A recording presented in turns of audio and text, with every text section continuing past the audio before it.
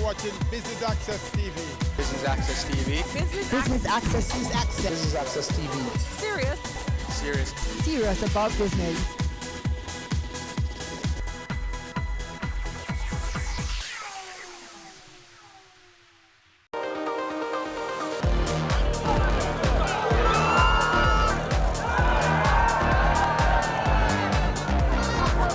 Welcome to Business Access Television's coverage of Roper Cup 2019. It's the annual football festival between Kingston College and the St. George's College. We're coming to you from the Stadium East Field, where we will be bringing you highlights from an exciting day of football. I'm your host, Kenil Gale. Stick around.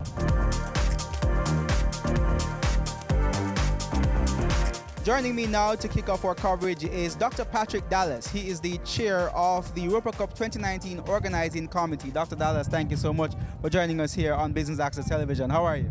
I'm fine, thank you, and you're most welcome. And thank you for being here to be part of this great football festival called Roper Cup. All right, awesome. Let's start by telling our viewers a little bit about the Roper Cup. Give us some background in terms of the genesis of the Roper Cup and the reason the festival is so important to Kingston College and St. George's College. Well, Roper Cup is symbolic of that friendly rivalry between two great institutions on North Street, Kingston College and St. George's College. This Roper Cup competition goes back to 1964. It's named after Father Jack Roper, who was a Jesuit priest at St. George's, and our founder of Kingston College, that is Percival William Gibson. He actually is a old boy of St. George's College, and we have managed to keep that link between two institutions. We are, we're rivals on the field, but we are very good friends. And the enduring part about Roper Cup and why we want this to continue is because it is important to show that we can be rivals and friends. So, as I said, it started in 1964, so this is really the 56th renewal of the Roper Cup. And this year, Kingston College hosting. We alternate host for the Roper Cup competition. One of the important things about this year too, one of the attractive things about this year too, is that the final match, which is usually the Manning Cup match, is really a replay of last year's Manning Cup final. Right. So we expect to get a lot of interest in this. We expect people to come out and see this as a dress rehearsal for the season that is coming up. For the season that's coming up, which should be a renewal of the intense rivalry. But talk to me, you said the Manning Cup match will be ending the proceedings this evening. Talk to me about the other divisions that happened today. Okay, we started with under 14, and Kingston College won that 4-1. We then had the under 16. The more things change, the more they remain the same. Kingston College won 4-1 again. Then we went into the under 35, and that was a 1-all draw. And the over 35 ended again in the 2-all draw. Well, it's interesting because the George Thompson Cup is decided on the aggregate score of the under 14 and under 16. And then the Roper Cup itself is decided on the under 35 and the Manning Cup scores, the aggregate scores. The Pancho Rankin Cup is the over 35, so that cup will be shared. This is very significant to Kingston College and St. George's College boys, whether present or old boys. Just tell me why do you think it is so significant to the past students, the present students? Yes, because this is two institutions that have great reputation in football in tradition, and always strong teams.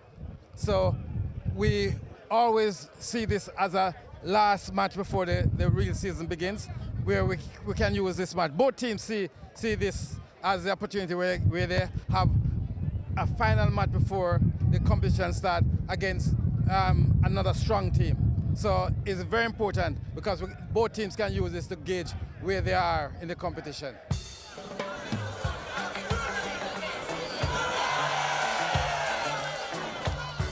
Joining me now is a man they call Coolie Pele.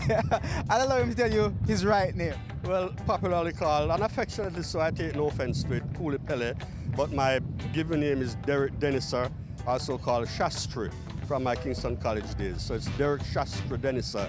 And the fans call me all kind of things, whether they are rooting for me or against me. But I've learned at KC not to resist any names given to you, but to just smile and go on.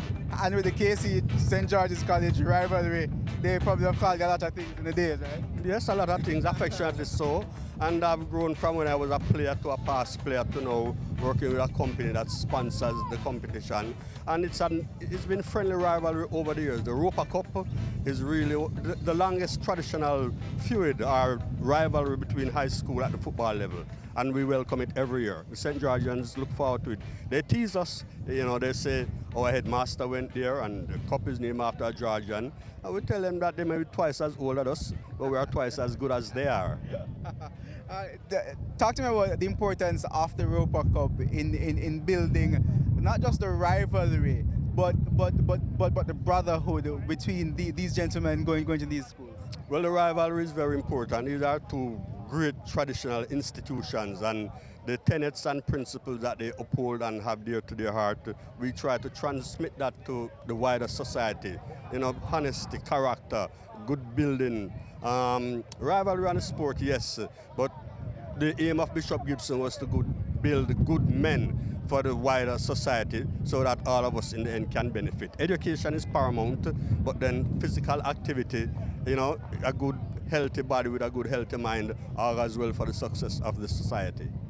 Talk to me about moving from being a player to being a national player to now being involved with the organization and sponsorship of the Roper. Well, you move on as with age, you are not able to do what you would like to do physically, but mentally you still have a desire so to do. But not being able to do it, we impart it to the young and upcoming youngsters who, I was like them once, and we try to tell them that one day they'll be like us, God willing, they live forever. And to live not only for today, but to live with eternity in view, what we do and say now, and the principles and the values that we are teaching them. These are values that on the road of life, they can guide them and they avoid pitfalls and make the best of their best situation. But primarily for the youngsters still in school, the rivalry is intense. With age and memories, it diminishes, but the values that we hold there, that never diminishes. Talk to me about coming on as a sponsor. Why did Qualcare decided to come on as a sponsor for the Roper Cup? Well, Qualcare, it's a quality product, and we wanted to introduce the drink to the athletic population. It's a good quality drink. Interest is nutrition you can trust, and that is where our interest is. It's primarily Qualcare, the parent company, is primarily a pharmaceutical company. But they say an ounce of prevention is better than a pound of cure. And with good nutrition, you can, delay the onset of illnesses that would otherwise occur. So in trust, nutrition you can trust. And Qualcare is proud to be associated with the Roper Cup. KC has done pretty well so far in the other divisions that have gone so far, with the over 35 still happening now and the Manning Cup matches to come. Who do you betting on? Well, I'm not a betting man. My heart is with Kingston College, unapologetically so. But more important is for the fraternity, the St. George's and the KC fraternity, to come together, have a good time. I say at the launch, the organizer of this year's competition said it's unparalleled or unheard of anywhere else in the world. Not only Jamaica, where two such great institutions are less than 100 meters apart, and that is Kingston College on the southern side and St. George's on the northern side. But we are two great institutions and we work well together, not only in sports, but also in Labor Day we do joint projects together, pedestrian crossings, and activities that are not necessarily in the limelight, but are just as important as building friendship and friendly rivalry. So it's more than just rivalry, it's brotherhood. Yes, of course, because in the end when we leave school, we have to live with each other, and both institutions, our primary aim is to build good gentlemen with sound manners and know how to cooperate with each other, and that should augur well for the wider society.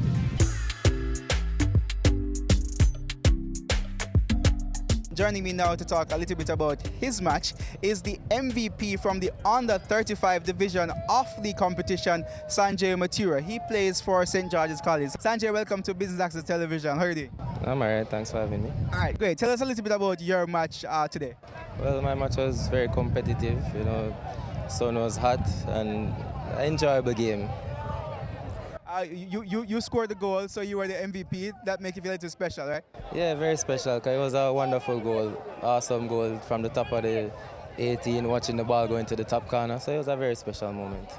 What does playing in the Europa Cup means to you as an individual player?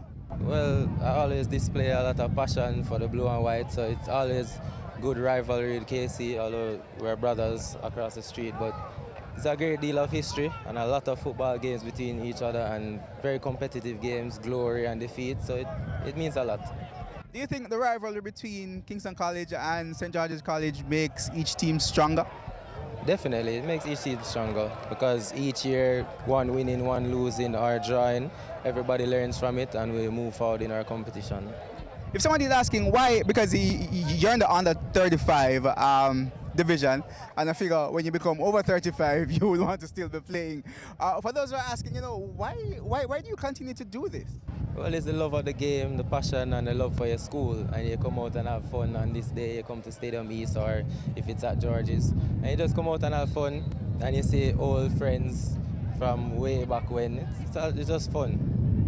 So it's a day of building brotherhood and camaraderie and all of that? Yes, year after year, because it's already there, so it's just year after year continuing the structure and everything that's good about this day and the Europa Cup. You played several Europa Cups. Tell me, what was one of your most memorable moments over the years? Well, I'll definitely remember this one because I scored, but there's so many moments I could go on and on to tell you. But there's a lot of good Europa Cups that I've been through.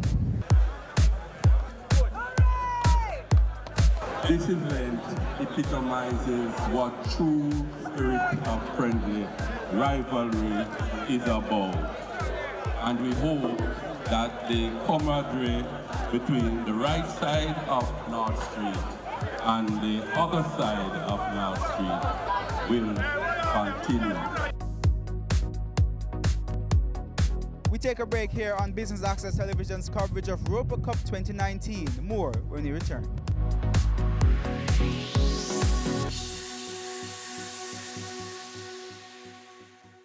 It's Island Hour, it's Island Hour, it's Island Hour, free eye test. It's Island Hour, it's Island Hour, it's Island Hour, free eye test. Free eye testing is back and it's here to stay. Island Eyewear offers free eye testing every day, all day at all locations island-wide. Conditions apply. Make your appointment today at www.islandeyewear.com or call us 630-1180. Island Eyewear, your style, your price. It's Island Hour, free eye test. Hey, what up, you guys? It's your girl, Vivica Fox, and you are watching Business Access.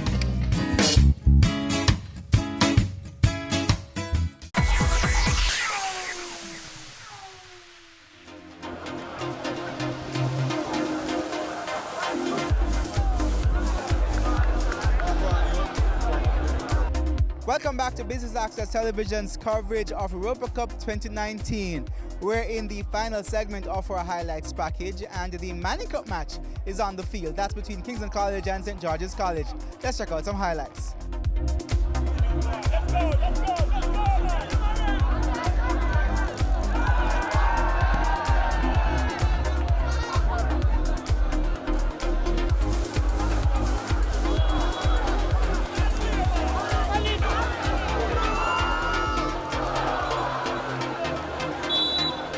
So we caught up with another MVP. This time it's the MVP for the under 16 division of the competition, Jaheim Johnson. Now he scored 3 goals in KC's 3-1 win over St. George's. Congratulations, sir. Yes, sir. All right, how's the match for you? It was very hard because I have a shoulder injury. I just stayed in the match and do what I coach said. Hold on, so that's shoulder injury. You scored 3 goals. So if you never have a shoulder injury, how much goal did you score? I don't really know. I just go there and did my best. What was it like beating St. George's? It was very challenging and it just boosts my confidence to go in the competition and do my best. Being a part of something with such great tradition such as the Roper Cup, what does it mean for you as a young player being a part of this, where you see so many players from years gone by? You have the Manning Cup team participating, you have masters who are over 35 participating, and you in your own right standing out. How does that make you feel? That made me feel very happy to see the legend of KC playing, and plus myself playing amongst my opponents, St. George's, and my teammates. Made me feel very happy. All right, let's talk a little bit about the future. You're a young player with a bright future. What are your plans? I assume you're playing Colts now, so you want to move on to Manning Cup and probably the national team? Yes, that's my future, to play for Jamaica, to represent my country. And what would that mean for you to don the colors of Jamaica? It would mean a lot to me because I'm trying from I was 12 years old playing under 30. I'm doing it for me, my dad, and my family.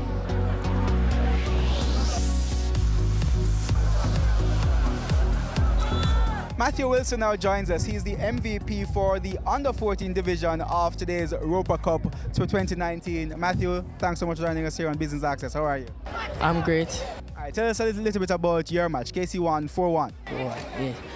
Match is very great, kind of competitive most of the times, but I still pull through great.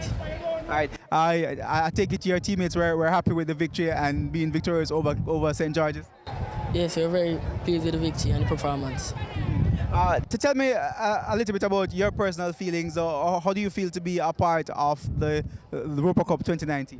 I feel very great be a part of Roper Cup because it's a nice competition to play. It's great. Last season, you're a part of Kingston College Pepsi team. Last season, you guys did pretty well. You're looking forward to the next season and doing better? Last year, I wasn't playing much game because I was injured. So this year, I'm looking forward to do a great job.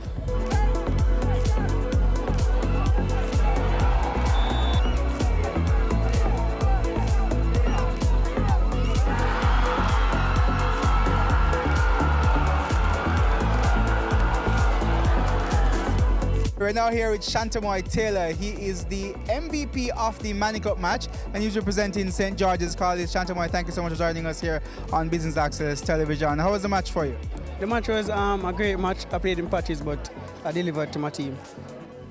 Walk me through the entire game and going up against Kingston College. How were you feeling? I was feeling a little nervous coming out in the game while the game was playing, and then I started to relax and play my game. Was it difficult playing against Kingston College? No, well, they had lots of supporters here, so was that at all intimidating? Yeah, a little bit because a lot of fans and being nice and talking. Okay. Looking forward to the Manning Cup season. What are you expecting? I'm expecting to play to more quality and play some good football.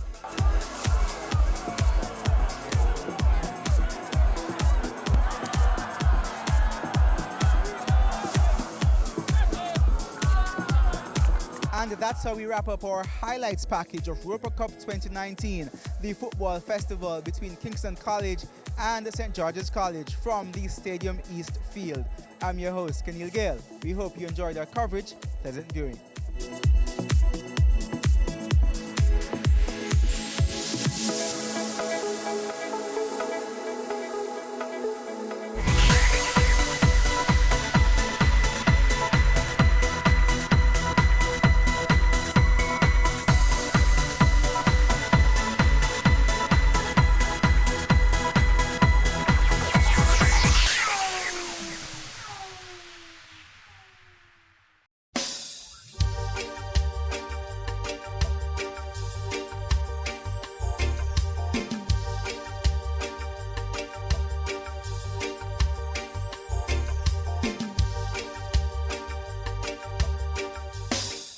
Evelyn Harris is a maroon healer in Jamaica. She has spent decades making a living from her knowledge of Jamaican plants and their healing properties. The products she makes from these plants are in constant demand, and she's happy to be able to help others.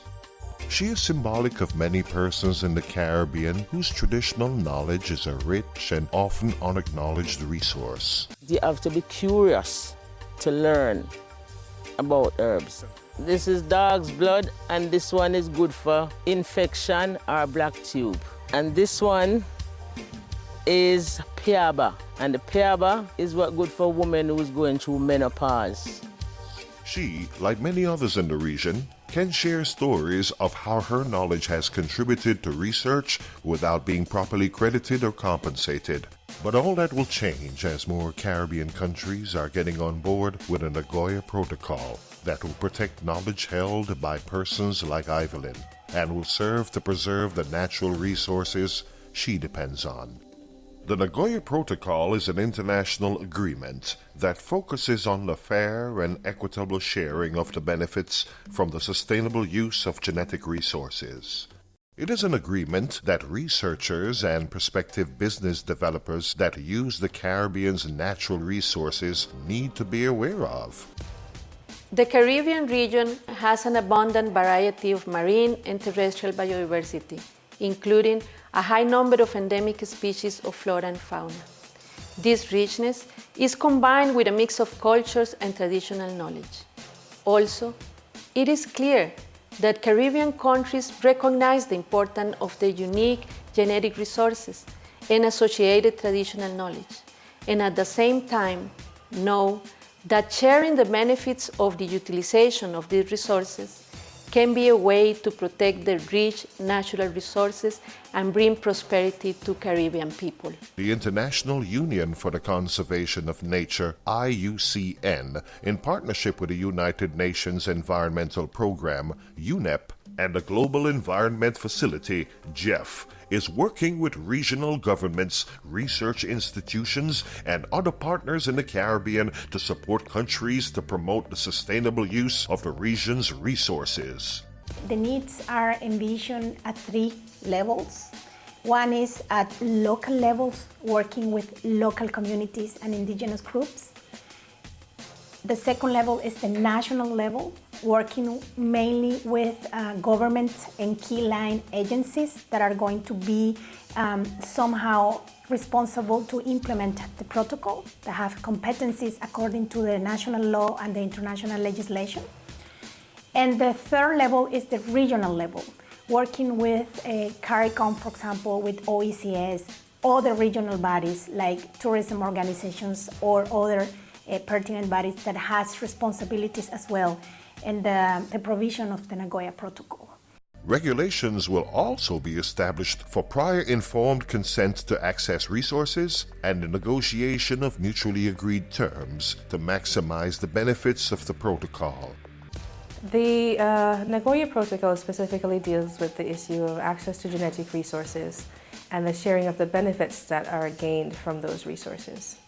Now, if you think about the issue of sustainable development, if you think about the issue of natural resource management, it is necessary for these countries, who in most cases are small island developing states or developing countries, they need resources to be able to protect these natural resources that we have, these genetic resources.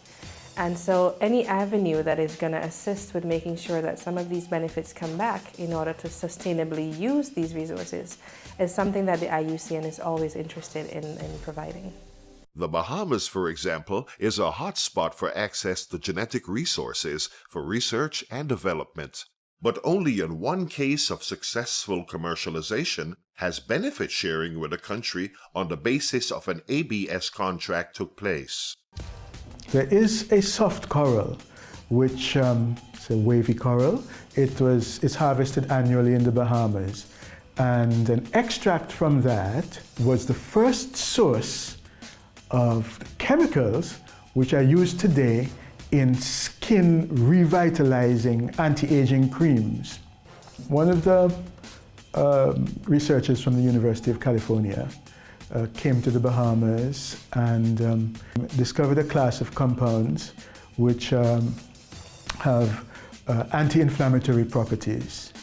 Later on, over 100 products in the world have been developed from the extracts from this coral. For practitioners such as Dr. Sylvia Mitchell, The protocol will change the way how local communities and indigenous people like the Amur Indians, Maroons, and Rastafarians operate. The indigenous and local communities have to be part of the process. A very important part that the Nagoya Protocol recognizes in this whole value chain is that there are local indigenous communities all over the biodiversity-rich areas that have, over many, many generations, developed recipes. And when you develop products in many, many years later, creams, anti-cancer, whatever, many times that traditional knowledge has been taken into account, but it doesn't filter back to those local communities. Several Caribbean countries have already started putting in the framework to benefit from the implementation of the Nagoya Protocol. In Guyana, certain key steps have been taken. Guyana already had a system in place with regards to granting access to its genetic resources. And that system is basically done through the Environmental Protection Agency. We're the agency responsible for granting all access to persons coming into the country to do research. If persons want to enter a specific community to access a specific resource, they have to get the consent of that community. When that consent is received, what they do is they have to submit that to, we have Ministry of Indigenous Peoples Affairs. And they would usually issue official permission saying the community has no objection with this person coming in to do such and such. When we have that, then we would issue our permit. For Antigua and Barbuda, much has already been done, as these islands are in the process of depositing their ratification instrument. This project will allow us to develop our regulations, to develop our policy, to set up our institutional infrastructure to now manage the issues. We don't know when any genetic materials and the associated traditional knowledge are being taken out of the country. We're not aware. It's only those people who will inform certain agencies or certain government agencies that they're taking them out. That only happens occasionally. But in instituting this Nagoya Protocol, in instituting our ABS regulations and policy, we'll be able to finally have a system to regulate this process. The Nagoya Protocol is helping to preserve traditional knowledge that could be lost as elders die. Over a period of time, people will come there, people have their complaints, people want to be treated for some ailments or whatever, and people will just come to folks who do what they have to do for them, but not necessarily telling them, you know, what is it I have done for you. Okay, if you come, you have a problem with your belly or your back or your shoulder or whatever, you will get the treatment for it. But it doesn't necessarily mean that you're gonna know all the ingredients and stuff that goes into it. And even sometimes if people would probably show to you, you might see an ingredient or two that they use, but it would be probably the least importance of the ingredient that you would have seen. As the Caribbean embraces new opportunities to benefit from our biological resources, we look to the future. I represent 11 parishes across the island which have a membership about 5,000. These are traditional farmers who have been growing marijuana illegally for years. Now that we are on the way to have a formal industry, we are working hard to allow standards to fit their needs as grassroots people while working with governments and agencies across the world. The Nagoya Protocol is opening doors for Caribbean people.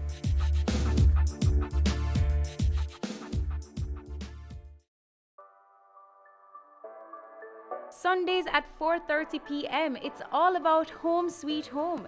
Get your half-hour dose of the business of real estate, from laws and concepts to reality, building, buying, or renting. Or what about trends in decor or renovations? Home Sweet Home will keep you up to date. Ready for cable for as little as $100? Ready for no monthly cable bill? Ready for 10 TV channels absolutely free? Then pick up our Ready TV box at authorized stores for $4,500. Hook it up to your TV set, then top it up with Ready Credit for 1, 7, or 30 days. Buy now and get $1,000 free Ready Credit and start watching your favorite shows. Pick it up, hook it up, top it up. Ready TV. Prepaid cable TV when you're ready. Now serving Kingston and St. Catherine. Limited time offer while stocks last. Conditions apply.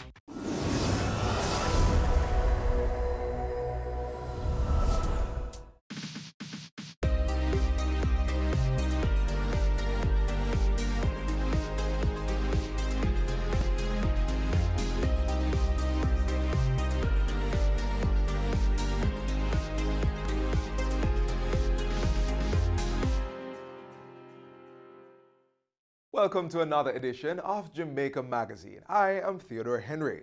This week, we have a very informative show lined up just for you as we tackle topics relating to safety and public order. You don't want to miss a beat, so stay tuned as the magazine unfolds.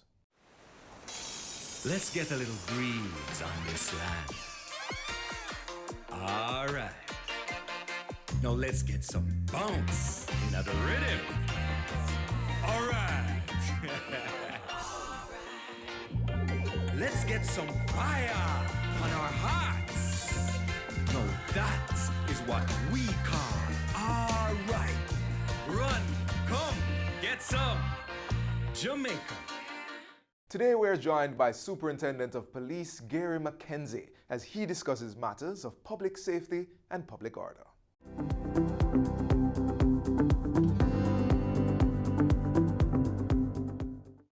Welcome to Get the Facts, the program that provides you with information on government's policies and initiatives. I'm your host, Enthros Campbell. The Jamaica Constabulary Force, the JCF, 1 year ago launched the Public Safety and Traffic Enforcement Branch, PSTEB. Now, the objective is to improve the safety of citizens as well as restore and to maintain public order. To tell us about the measures being used to curb the indiscipline on our roads and in the public spaces in general is Gary McKenzie, who is Superintendent of Police in the Public Safety and Traffic Enforcement Branch. SP McKenzie, thank you so much for joining us and Get the Facts. Thank you for having me today. So that's a big title that your department has, your branch. Tell us, what do you mean by public order and safety? What are we talking about here? Well, what we are talking about as we speak about safety is it is all-encompassing because it says that we are responsible to ensure that citizens are able to go about their business safely. That is, we have to ensure that they come to no harm. And the branch itself looks at dealing with this on the roadways within business districts, within other public areas such as transportation hubs and so on. As it relates to order, this has to be done within an organized way. And so in terms of managing traffic flow, in terms of ensuring that their citizens come to no harm whilst they do their business, that is what we are about. Excellent. So tell me about some of the measures that you use to achieve order and safety. Well, certainly enforcement plays a big role, but even before we do that, ensuring that we are out there being visible, putting on this management posture and ensuring that persons recognize what we are about is very important. Mm-hmm. And this, of course, increase the confidence that the public will have as it relates to how we police. Once things are not in order, then we have to take control, we have to educate, we have to enforce the laws where necessary to ensure that this is maintained. How do you educate? Well, certainly we do that through media. We do that through collaboration with other entities. We have our road safety unit that goes within schools. We also go within communities. Of course, we collaborate with other geographic entities or widely publicized meetings, stakeholder meetings, and so on. So we educate persons through those media. What are some of the violations that pedestrians, people general in open spaces and on the road, what are some of the violations that people can be ticketed for? Well, as it relates to pedestrians, we really can't take any, law enforcement action in terms of issuance of tickets. But what we find is that we have quite a few accidents involving pedestrians because of lack of proper usage on our roads, meaning that they sometimes cross at corners in front and behind large vehicles. And so education is key in terms of ensuring that our pedestrians understand how to use the road safely. There are other breaches committed by drivers of motor vehicles in that they fail to observe and stop at pedestrian crossings. Some are very discourteous, and so where they commit breaches, we prosecute. For example, if they fail to observe and stop at a pedestrian crossing, that is an offense, and we deal with that. But our vigilance and enforcement helps to ensure that persons are able to safely use our thoroughfare. Yes, yes. When PSEB was launched last August, it was National Security Minister Dr. Horace Chang said that you had a few roles that he wanted you to zero in, such as limiting access to roadways of criminals, also to cut down road accidents and track the threat of criminals. How is that going? How do you grade yourself on those? Well, I think areas? that we have had a substantial effect, certainly within the Kingston and region. We have been able to occupy our main supply routes, and by virtue of our presence, and when we speak about presence, we speak of active presence. So our vehicular checkpoints, our patrol of the areas, our checking of documents and licenses, running it through our police emergency to check for warrants, to check if these persons are wanted, have allowed us to deter the movement of criminals. We continue to do that. Of course, it is very important to note that at PSTEB, there are a number of strategies that we use, and that, of course, includes our motorcycle patrols, that we deal with traffic management, interception of vehicles. We also have our foot patrols within the public spaces, such as the business districts. We have our highway safety patrols, and we have our bicycle patrols as well to go in and out. You still have bicycle patrols? I'm not seeing those. We do. And so we continue to use those methodologies to support and assist within our very tight areas in terms of where the public traverse. You did say something about major supply routes? What Right. are those? Well, those routes are really our main arterial roads, where we have commercial activities, we have the movement of buses and so on. So these routes are very important to us as a country because they traffic vehicles that carry supplies in and out of the corporate area and across the country. Criminals like to use speed to move about and so on. So we slow them down this way, and we continue to use other strategies to ensure that persons are safe. Okay, unruly drivers, illegal taxi drivers, illegal stopping, illegal starting.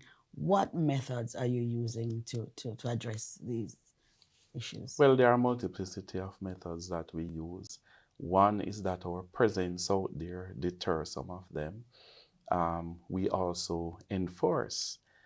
We have to, of course, send the message across through education. But I want to say that in recent times, we have been getting some very good help from the public in terms of taking photos of some of these persons, because you know that as much as we like, we can't be on every street. But certainly it gives us the ability to be proactive as well. So the areas that we know that those offenses, there is a greater probability of them occurring there, then it assists us in informing us as to where we ought to place persons and so on. We try to be fluid and we try to ensure that we listen to citizens. So we are always grateful of the feedback, of the suggestions, and we listen to those and we act as well. Right. How can we give you feedback? Where do we send the feedback? Where do we call? Well, the feedback can come through police emergency. It can also come to PSTEB headquarters at 928-1162. You know, it can also go through the media houses. They have our contacts and they will get those messages to us. Excellent, excellent. We take a break now and continue with a focus on the capacity of PSTEB to carry out its duties. Stay with us.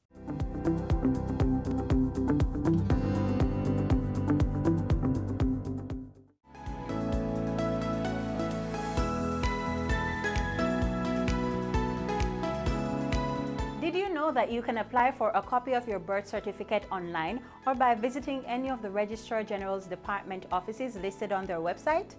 For ease of processing, there are several things you need to know about the person or child whose birth certificate you are applying for. Here's a checklist. Ensure you know the correct name and spelling of the person, as well as their mother and father. You will need their date and place of birth, which is usually the name of the hospital or location they were born. Parish of birth is also important. Find out also the birth entry number along with the date and place of registration for the adult or child. Remember, for additional information on how you can apply for a copy of your birth certificate or someone else's, contact the Registrar General's Department today.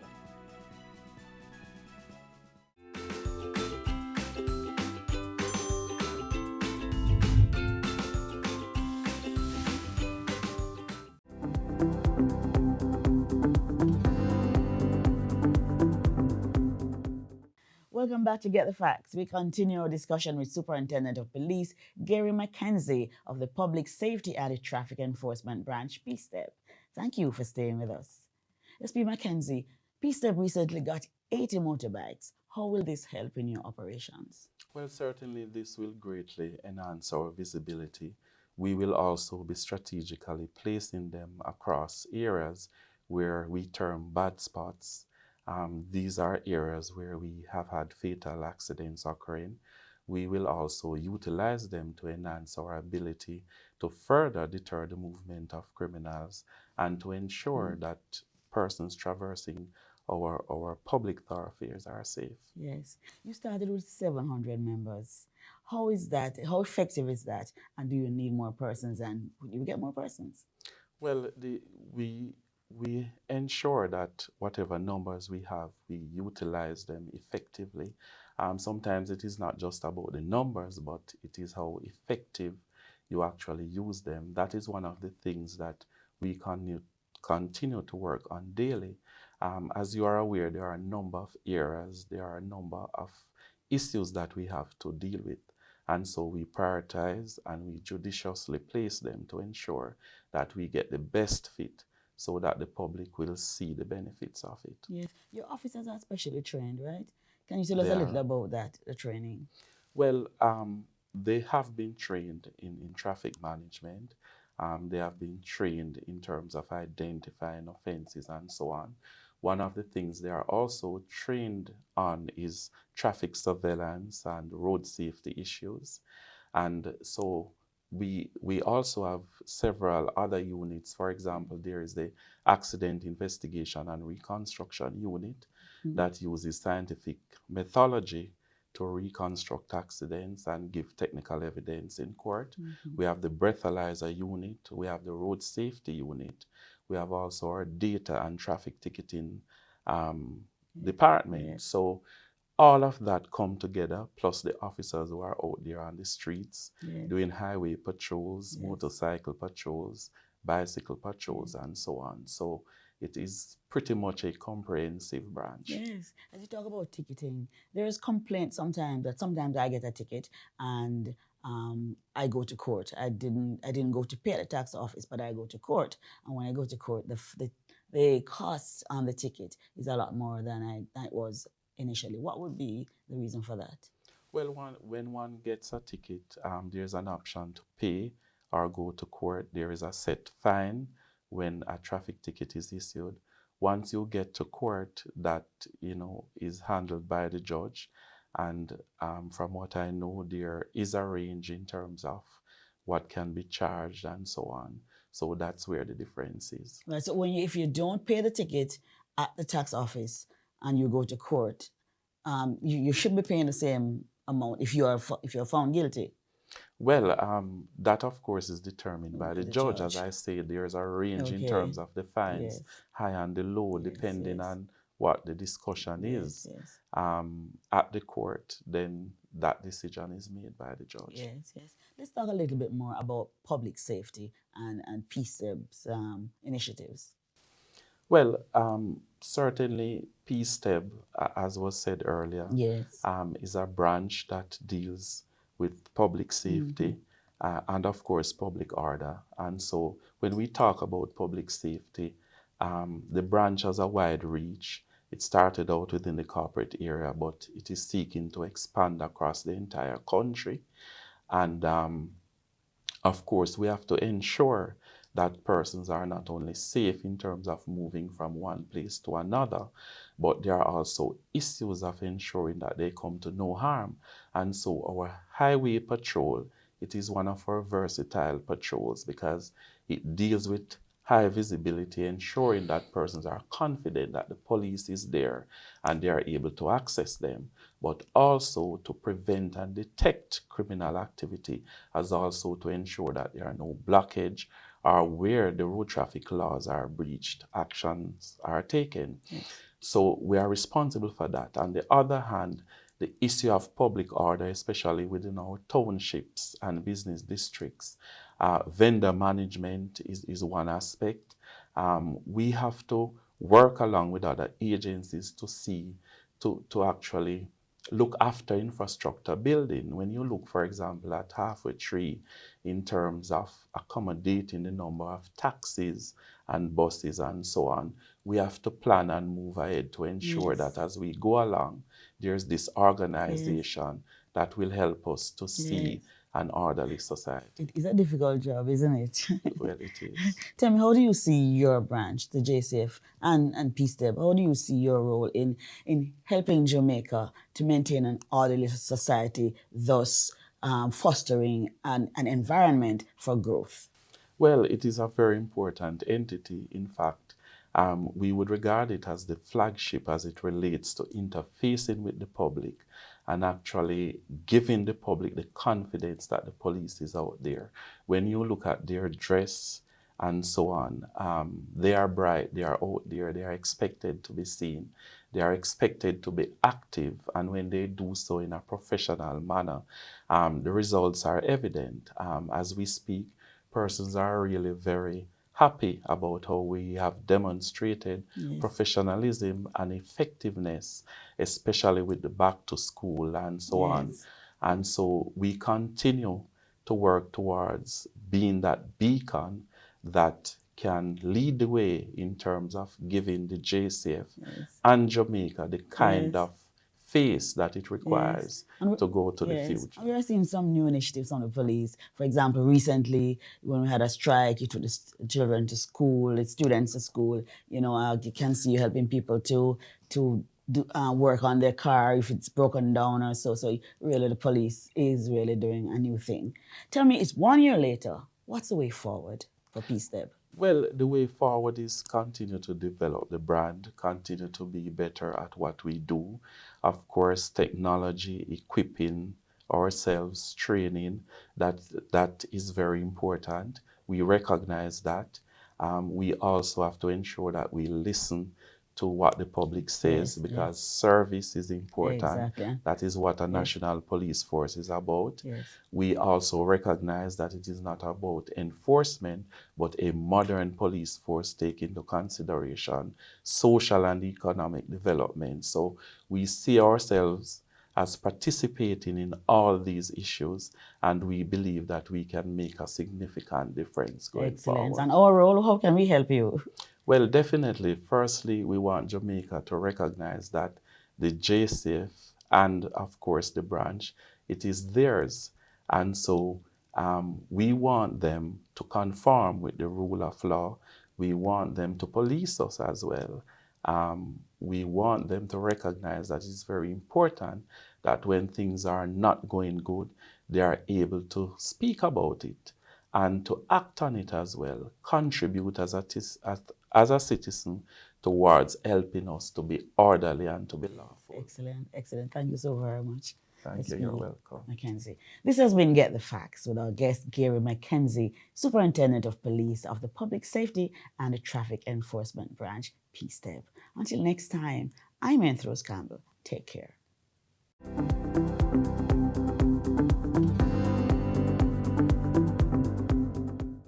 Keep we island clean, so clean. From the peaks to the beach, so clean. No dirty up Jamaica, please don't do it. Keep we island clean, so clean. From the peaks to the beach, so clean. No dirty up Jamaica, please don't do it. No dash, no paper, no dash, no plastic. Dispose your garbage responsibly. No know how to recycle, learn it quick. And if you drop it, better pick up every piece of it. Plastics last forever, don't forget the bits. Cause when them touch the street, them end up in the sea. Collect pan the reef where they fish them feed. And when you want seafood, I eat your Keep eat. we island clean, so clean. From the peaks to the beach, so clean. No dirty up Jamaica, please don't do it. No dirty up Jamaica, no dirty up Jamaica, no dirty up Jamaica, no dirty up Jamaica.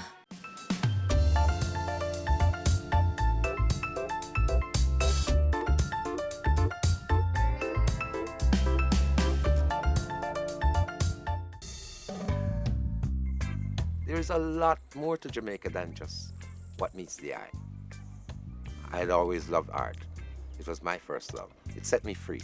I did some artwork for the Half Moon Hotel. And shortly after, 14 guests showed up at my gate thinking I had a gallery up here. And that gave me the idea that I need to have a gallery. And so the guests would come up, they see the garden, ask if they could go for a walk, but everybody came back saying, we should make something of it. It was inspiring, they described it in many ways. When they come here, we give each guest a welcome and a little history about the place before they take the tour. There's one word that they repeat over and over again. Love. They feel love in this place. One guest we had in the early years was from Germany. And he said, you know, I spent 5 days on the beach looking up in these hills and just wondered what was life like up there. And he found us. People who travel want to experience. And this is what we try to offer, an experience. Every guest that leaves this place said, I came here as a guest and I felt like family. Yeah. Come to Jamaica and be your family. We all have a story to tell. Mine is just one of millions that are out there, and they're all good. Tamara Blake will be bestowed the Badge of Honor for Gallantry for her role in ensuring the safe return of an abducted infant from the Victoria Jubilee Hospital. Check this out. This is a story that could have gone many ways. But Tamara Blake stepped in and turned an unfortunate tale into a real-life happy ending. On February 5, 2019, through her vigilant and intuitive actions, Miss Blake averted the unlawful registration of birth of a stolen infant, and as a result, he was returned to his rightful parents.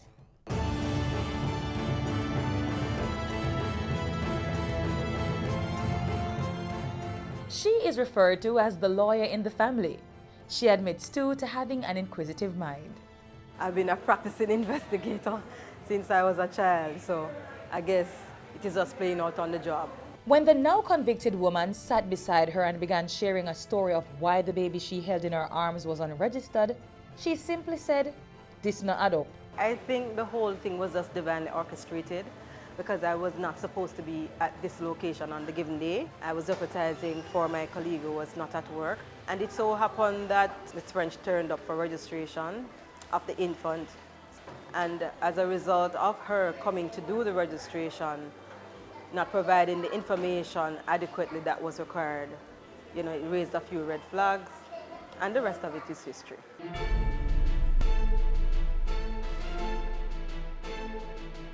Well, I'm just happy that, you know, the family has been reunited. I'm happy to know that I could have played a part. Some say the guilty woman met the wrong birth registrar. Miss Blake is a passionate government worker who takes her job seriously. I am a public sector worker, a proud public sector worker. I started working March of 2004, at which point I was a customer service representative, and then I was promoted to administrative assistant, and then I was in the midst of administrative assistant / supervisor for different departments. And then I am currently a registration officer. I'm the person responsible for ensuring that all births that occurs within the hospital ambit is registered. I look forward to coming to work every day. I love my job. Yes, I do. Well, you know, a lot of persons come to the RGD thinking that when you come, you're going to be getting a hard time, whether it's for birth or death registration. That's what I can speak to. That's my portfolio. And when you leave, you know, with a smile, or when you're going to say, "What, you finished already?" You know, that gives me a oomph, because when the customer is happy, that makes me extremely happy. I say to the persons who are out there who are of the thought process that it's okay to come to RGD and mislead the workers there into thinking that, you know, this baby is not registered, or in whatever scenario there is, please desist from doing so. Because the more you step out in doing these things, is the more stringent the measures are going to be, because we are eradicating and we are mitigating these acts. And I want Jamaica to help me to fight against the crime of abduction of our children. I want Jamaica to help me to make sure that babies are not missing. We don't lose our babies to abduction. For now, she turns her attention to National Heroes Day, getting ready to gracefully accept the Badge of Honor for Gallantry, for an act of courage and bravery in identifying and reporting the registration of birth of a stolen infant. She is one of only 3 persons receiving the honor this year. I am still in disbelief at this moment, because it's not something that I was looking forward to. Didn't do what I do because I wanted to be rewarded. I am looking forward to getting my steps right. To collect an award, not for myself, but to be collecting this award of gallantry on behalf of the agency, on behalf of the nation. The world has been looking on, and this is just putting the icing on the cake to say, okay, it has happened. So I'm very happy to be receiving, to be the recipient to collect the award on behalf of the agency.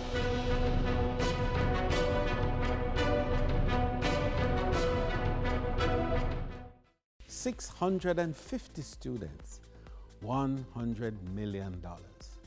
How are they connected? Through the Hospitality and Tourism Management Program offered at 32 high schools across the island.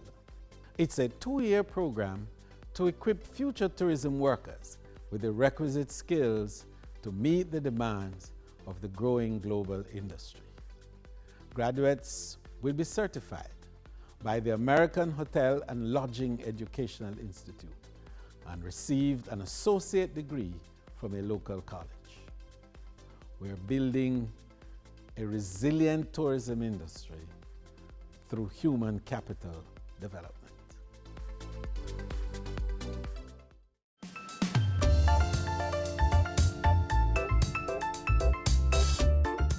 Thanks for watching another edition of Jamaica Magazine. Join us again tomorrow when we'll do this all over again. Send your feedback on today's show to Jamaica Magazine at jis.gov.jm. Also, follow us on our social media pages. That's Instagram, Facebook, and Twitter. Download our app on your Apple and Android devices, and you can also visit our website at jis.gov.jm for more information. On behalf of the entire production crew, I am Theodore Henry. Thanks for watching.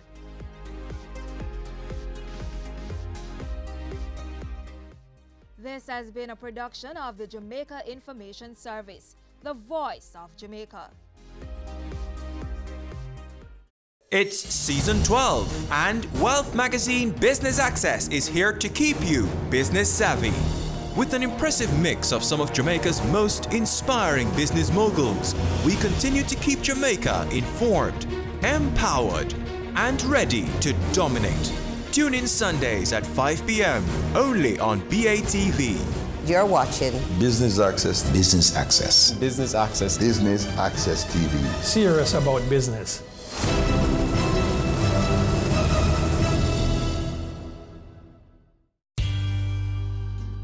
As a university student, trying to find the perfect accommodation that meets your expectations is quite different from that of the working class individual. Well, today on Home Sweet Home, we're going to take you through some of your options, all while maintaining the perfect GPA.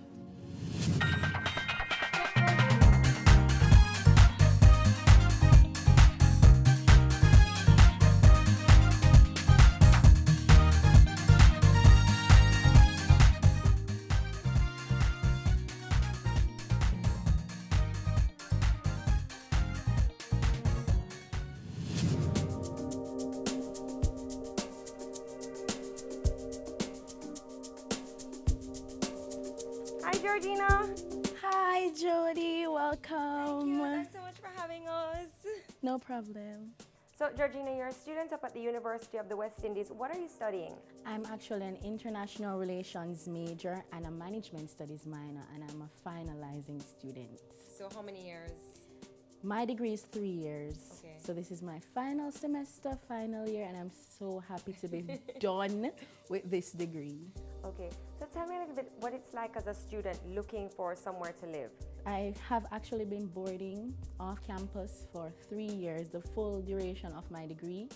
And it is a bit difficult. I used the classifieds, I used UTEC's boarding list. So you never wanted to live on campus any other time? I did, however, after talking with my parents and we were looking at the finances, we decided it would be better to live off campus than live on campus. Okay, is it cheaper to live off campus? Yes, it is. Okay, and then also you get your own bathroom. Oh my God, you don't understand. That is one of the biggest reasons why I decided to live off campus as well. Okay, and so do you live here by yourself or do you have roommates? Actually, I have housemates and I have a roommate as well. Housemate, roommate, tell me the difference. Okay, roommate is the person that you share the room with. Okay. My housemates are the persons that I share the house with.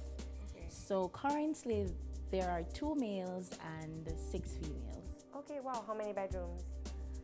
There's a single, 2 single, and 3 double. So along with the classifieds, I'm sure you looked online. How difficult was it to find a place? It wasn't really difficult. The first list that I used was the UTEC list. Because when I was looking, coming out of sixth form, heading to Kingston to start university, my friends were going to UTEC. So they got a boarding list in their package. I used that list to find a suitable place. There's also a website that you can just type in boarding in Kingston. However, it quotes the price in US. Many of the places on that website are from like Karachi. It's mainly for Mona. Okay. Karachi and Ligani, yeah. So you'd go through the list, eliminate what wasn't working for you, and then you'd call the places and then set up a time for meeting. We gave ourselves a timeline. In the space of 2 weeks, we were supposed to finish finding a place and be ready to pay your security deposit to move in. But it wasn't as difficult as I thought it would have been. Because so you were we're able doing to find it as somewhere a group. within the 2 weeks? Yes. Okay. Yes. And when you went to, how many places did you go and look at by the time you narrowed it down? Well, the list was kind of long. Yeah. We were mainly looking in Mona, and Mona tends to have a lot of places. So we went to, I think, around 15 places. Yes, we went to 15. There are places out there, it just takes you to go through the listings in the classifieds and in the list that they give you to find something that you actually like and something within your price range. So tell me now, how does the agreement look? Because there's housemates, there's roommates, and I'm sure there must be a contract with so many people living together. Is there a contract with the landlord and then a contract that maybe you have with your housemates, like don't drink my milk? Yes. Yes. Yes. There's actually a written agreement with the landlord that you sign. Your contract can run from 1 year to 3 years for the duration. It's just the duration. Right. So the 1 to 3 years was just an example. Yes. With the housemates, if you need something and I have it, you ask me for it and I'll give it to you. We don't use other person's things without getting permission or... Where are you originally from? I'm from Mandeville. Is there a problem like if your family or your friends come to visit you from Mandeville, can they catch with you? Yes, they Yeah? can. In the contract, you're allowed 3 days for a person to stay over. So if my family or friends come from Mandeville, or even my best friend, she lives in Westmoreland, so if she comes from West and she needs to stay over, that's fine, as long as it's not a problem with my roommate, because at the end of the day, you have to remember that this is a shared space. Tell me more about the options that are available for students in terms of housing. Well, options vary from living on campus and living off campus. Like if you attend, say, NCU, you can live on, off, UTech, it's the same, UA, it's the same. So it all depends on what you're looking for, what is suited to your budget or your preference, as said before.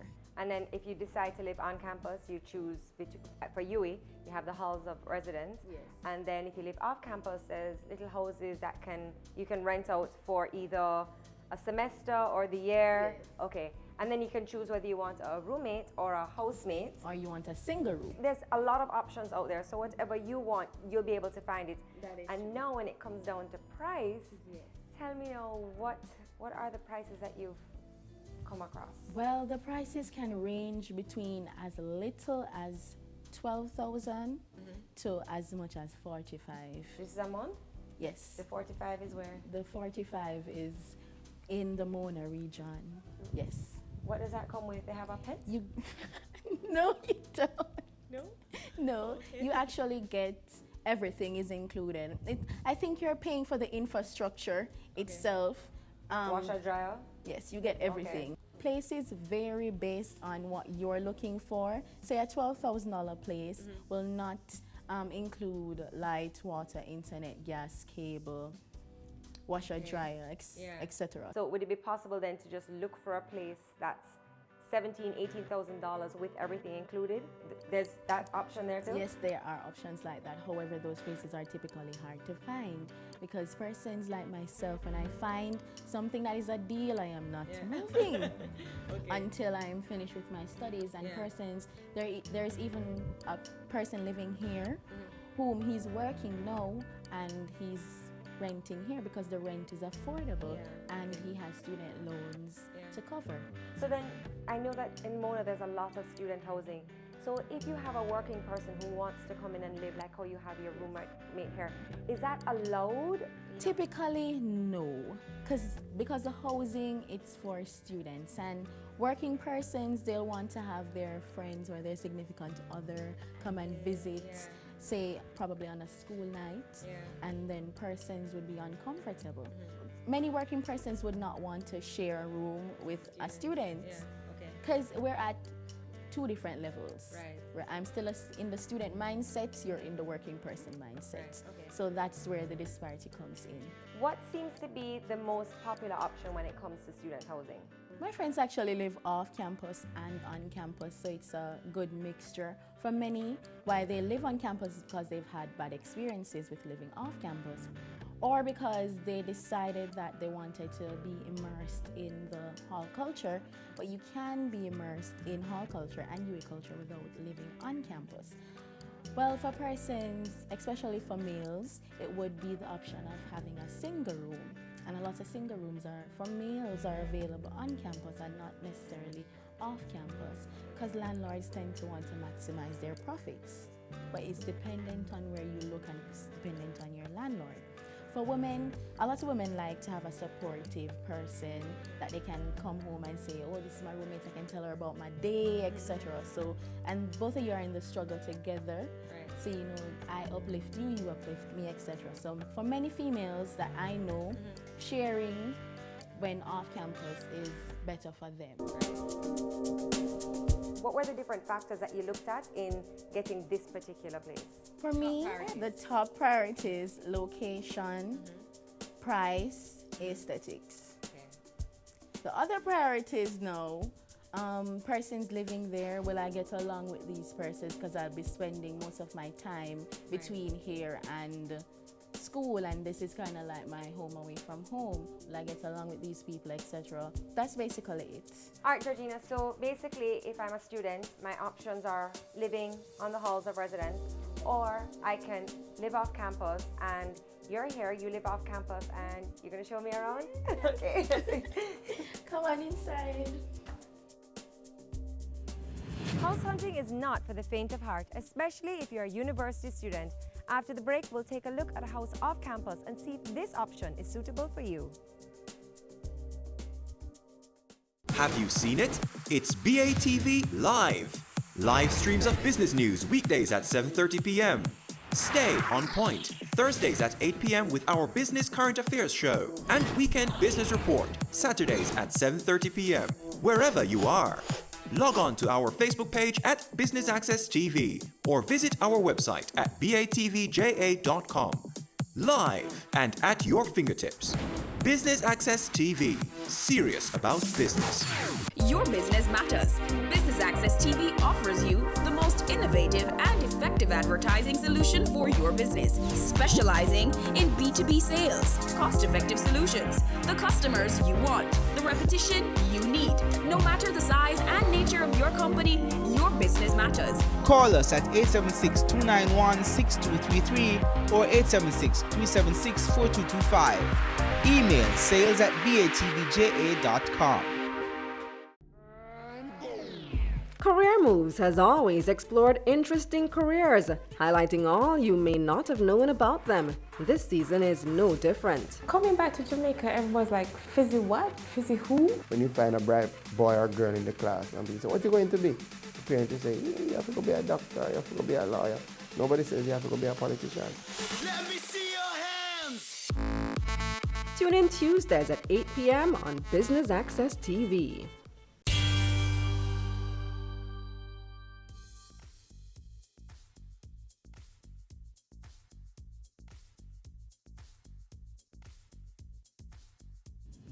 All right, Georgina, so basically if I'm a student, my options are living on the halls of residence, or I can live off campus, and you're here, you live off campus, and you're going to show me around? Okay. Come on inside.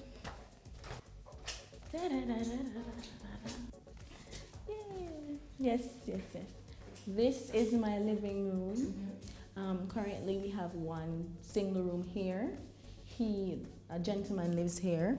Another room here shared by two girls, one's a nurse and one's studying entrepreneurship.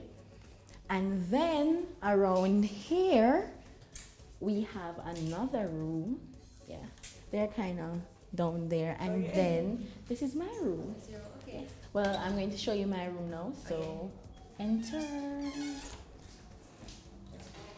This is my little space. Yeah. Very cozy.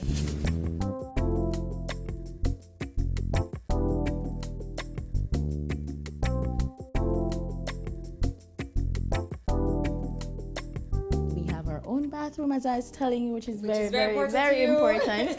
And we share the storage space and we each have our own chest of drawers. Okay. So this kind of accommodation, is this typically what students can find? Are they more elaborate or more basic?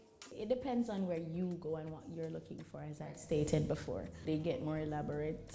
But this is typically how the houses that aren't in the traditionally dormitory communities, like Mona, this is how they look. Okay. Now, I know you had said earlier it took you about 2 weeks to find your place. Now, you know what your friends have said, and you know when people talk, how long does it take on average for someone to find their perfect space? On average, it can take like a month, because after you leave sixth form, that's when you have to start looking. The reason why we found a place in 2 weeks as well was because we also had a point person in Kingston.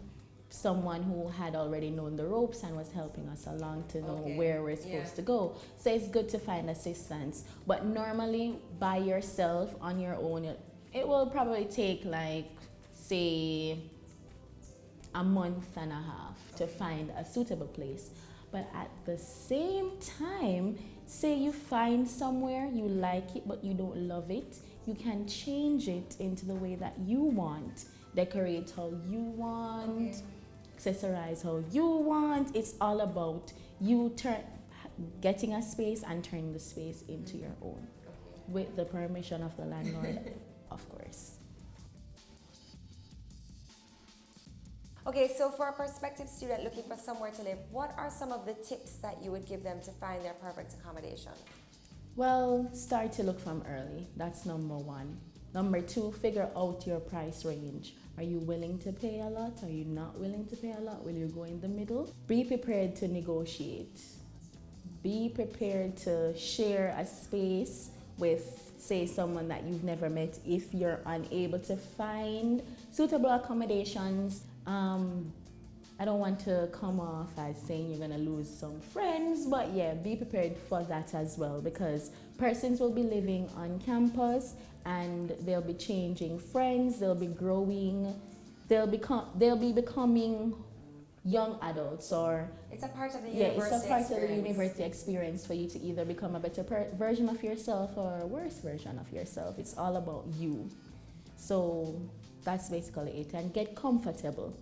Come with the stuff that reminds you of home, especially for a young student. Say you're 17, 18, bring stuff that reminds you of home. Yeah, it's not to get sentimental or anything, but it helps you cope, especially when it's closer to exam times and you can't get to go home, you can't get to see your family. Talking to them via Skype or on the phone is good and all, but at the end of the day, sometimes you just need something that reminds you of your family and of home. Yes. Georgina, thank you so much for having us. And definitely, well, if I was a student, I know exactly what I would do if I wanted to live on campus or off campus. And thank you so much for those tips, especially the last one, to bring something that reminds you of home. I think that's very important. Thank you so much for having us. You're welcome. Thanks for coming. Are you going to cook me some lunch now? Well, what would you like? Well, let's see what there is. I see a whole heap of things in the kitchen. On the other side of the break, we'll be speaking with Jason McKenzie, Acting Director, Office of Student Services and Development at the University of the West Indies Mona campus. He'll be telling us everything we need to know about living on campus. Home Sweet Home will be right back after the break. They say it takes a village to raise a child, but the world will one day need the leadership of that child. The time you spend with your child matters. It stimulates their minds and shapes the way they act. Talk with your children. Help them to better understand the world around them and to value what is truly precious. Above all, the most valuable gift you can give them is love. Play, talk, teach, love. Take the time. It makes all the difference. A message from the Parenting Helpline and Ad Council Jamaica. We are back with another exciting, innovative and inspiring season. It takes a lot of stick-to-itiveness, being consistent and persistent in whatever you're doing. That's the bottom line. Business exists to add value to people's lives. And if we're not doing that, might as well back down the store and just call it a day. It's a season 3 of Creating Wealth, Mondays at 8 p.m. on Business Access TV. Ready for cable for as little as $100? Ready for no monthly cable bill? Ready for 10 TV channels absolutely free? Then pick up our Ready TV box at authorized stores for $4,500. Hook it up to your TV set, then top it up with Ready Credit for 1, 7, or 30 days. Buy now and get $1,000 free Ready Credit and start watching your favorite shows. Pick it up, hook it up, top it up. Ready TV. Prepaid cable TV when you're ready. Now serving Kingston and St. Catherine. Limited time offer while stocks last. Conditions apply. I'm Adam Stewart. This is Business Access TV, serious about business.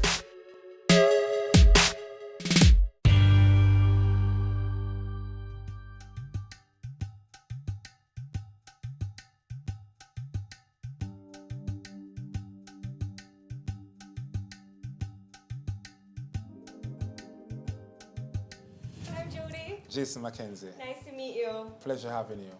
Please have a seat. Thank you. Now, here at the University of the West Indies, it's known as a hall of residence and not a dormitory. Can you tell us why? It is a hall of residence because it's a space that provides certain developmental opportunities for our students. Essentially, a dormitory, people would just tend to sleep and rest in those, whereas in a hall of residence, it's not just a place to sleep, but a place where certain developmental activities take place. And that's the main distinction between a hall of residence and a dormitory. Okay, so students living in the hall of residence, what are some of the benefits that they can get? Living in a hall of residence allows for our students to be closer to the many facilities here on the campus. So they can walk to the library at any point in time. They are able to access better safety and security. It also allows for them to interact with persons from different backgrounds, living in that kind of a global village, as it were. Importantly as well, a hall of residence is a unique environment for living and for learning. So they are learning certain life skills while they reside in a hall of residence. Okay, so the hall of residence, it's similar then to a rental agreement? Yes, they do sign a hall agreement because it's important that they abide by certain rules and regulations that are set by the institution. Importantly as well, they need to make payment. So the hall license agreement will speak to the kind of resources that they need to make available to us, the kind of facilities that we will offer for them, and the kind of conduct that we expect of our students while living in a hall of residence. And how long is each time period that you can sign up for? The agreement is for a year, but students, if they choose to, can spend a semester. After the year though, they may apply or reapply to live in the hall, and they may be granted accommodation for another year. So it's a year-by-year basis that they enter into an arrangement with us. How many rooms do you think there are on campus? We have 3,786 spaces currently on campus. And these are scattered through 10 halls of residence. So what are some of the restrictions for the students living within the halls? Are they allowed visitors? Are they allowed visitors after certain hours? What are some of the no-nos? The safety and security of our students are of utmost importance. Certainly they are allowed visitors. We have visiting hours as well because you want to maintain certain behavioral patterns within that space, and you do not want for a visitor to be of an inconvenience to somebody who was paid to be within that space. So our visiting period ranges from 8 a.m. to 1 a.m.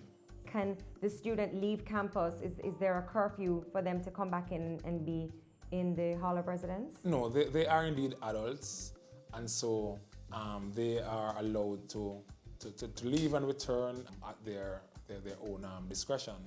Are there any other policies that students need to abide by? The institution itself has broad policies and regulations that speak to students' conduct. And so whether or not you're living in a hall of residence or you are commuting students, you're expected to abide by these rules and regulations. Okay, so tell me a little bit about the units. Are some of them furnished? None are furnished? Appliances, are they included? How new are some of the halls? Give me a little idea of what I can expect when I go on my tour. The first of the existing halls of residence is Irving Hall, and that came into being in 1950. The most recent hall of residence came into being in 2015. So we have, a range of halls in terms of the age of the facilities. Importantly though, they are fully furnished spaces. And so there are different accommodation types. We have an all-female hall. We also have an all-male hall. Importantly, there are double rooms and there are single rooms. These are all furnished spaces, so they will come with a bed, a chair, an easy chair, a chest of drawers. You will also have bookshelves, a study lamp, and so on. So, a comfortable setting where students can relax, students can take care of their academic work, but importantly, there are common spaces where students can meet and interact and benefit from our developmental programs. Okay. It's a holistic environment. It's a community within a community where students learn, develop, grow, and become better individuals, because we believe that we are producing citizens that are global in their thinking and that are able to work with persons from various backgrounds. You had said earlier that there were about 3,700 spaces available to students. About how many of those spaces right now are occupied? We have full occupancy. There is a high demand for accommodation on campus. But is it possible for me to take a look around at one of the halls? It would be my pleasure to show you one of the halls of residence. Which hall are we going to go to? Because I know you said that there's 10. We'll go to the Elsa Leorani Hall of Residence. Okay, great.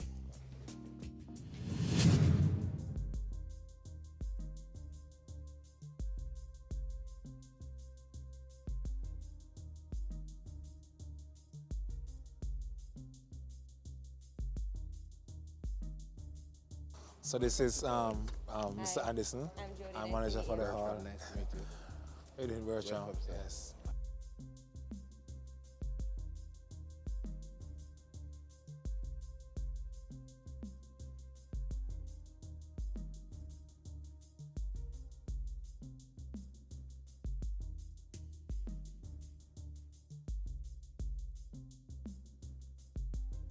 So this is what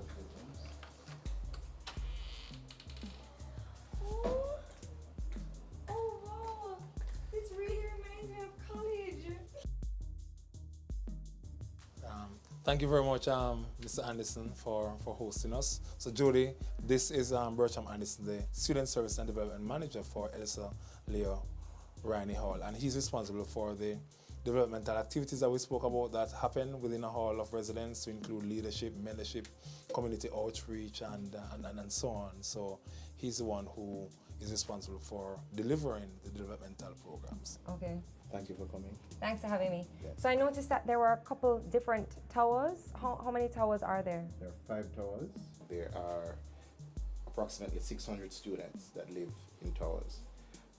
Only one of the towers that you have seen houses double occupancy.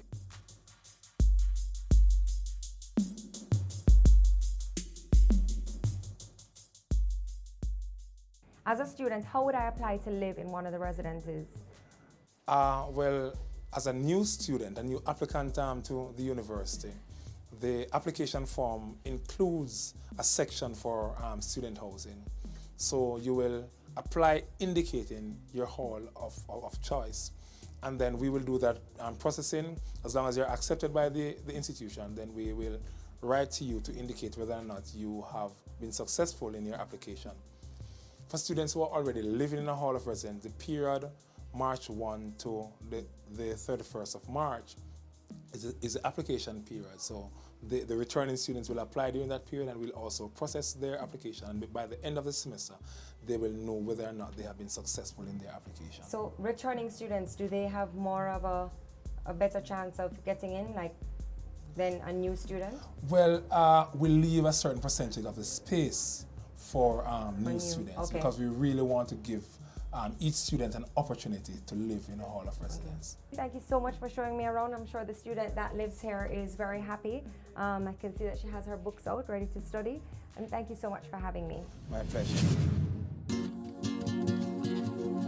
Today we looked at some of the housing options available to university students, and we also shared some tips with you on how to make the transition from your parents' house into your own space a little bit smoother. I'm Jody, and that's it for this week of Home Sweet Home.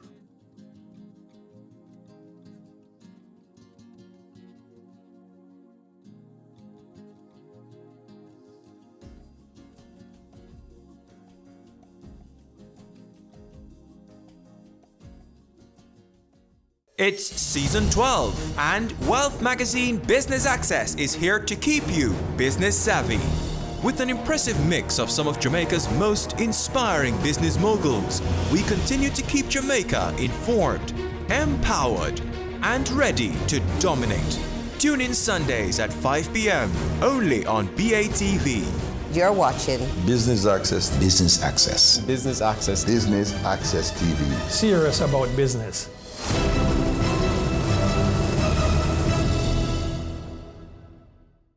Business current affairs you can relate to. Frank, credible discussion. On point, dissecting the issues. Offering solutions to Jamaica's challenges. On Point, Thursdays at 8 p.m. on Business Access TV.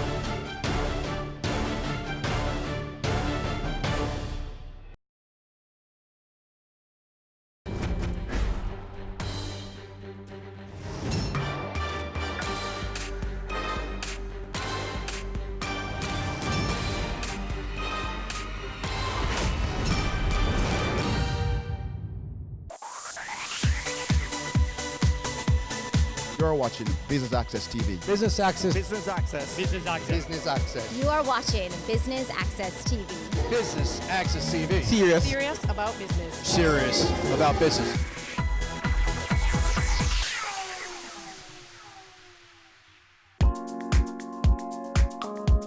Kaleidoscope Paints celebrated its official relaunch in Jamaica at the Crew Bar in Kingston, and Business Access TV was there to bring you all the highlights. Stay tuned.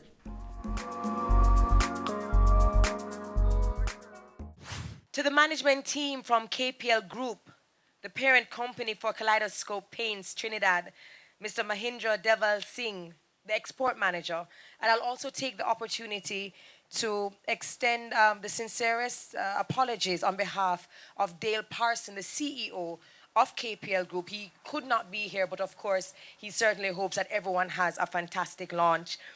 To the reps from Matalon Distributors, in particular, Andrew Matalon, CEO, Nicole Masters, the marketing manager, the management team from Matalon Homes, the management team from Tankweld, specially invited guests from the real estate, the building, and the construction industry.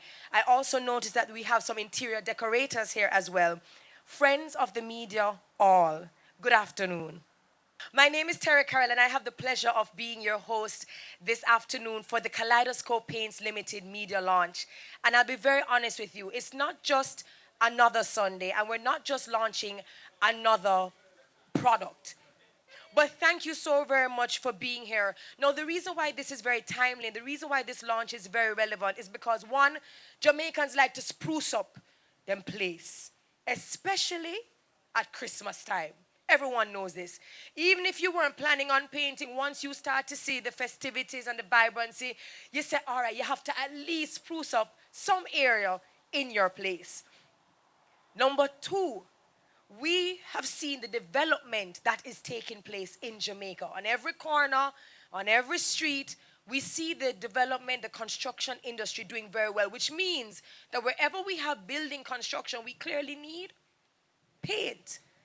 And another thing that makes this so beautiful is because Jamaicans, we are known for supporting and loving family-owned businesses. And this is one of them. Now, for those of you who may not know, Kaleidoscope is a top quality paint that will sell itself once customers start to use it. They're celebrating over 48 years of being a leader, not just in the Caribbean, but in South America. The person who's probably best to speak about this product is Mr. Mahindra Deval Singh, and I hope I pronounced your name correctly, the export manager from the KPL Group. Please make him welcome. Ladies and gentlemen, good afternoon. It's my pleasure to be here to help to reintroduce Kaleidoscope Paints to the Jamaica market.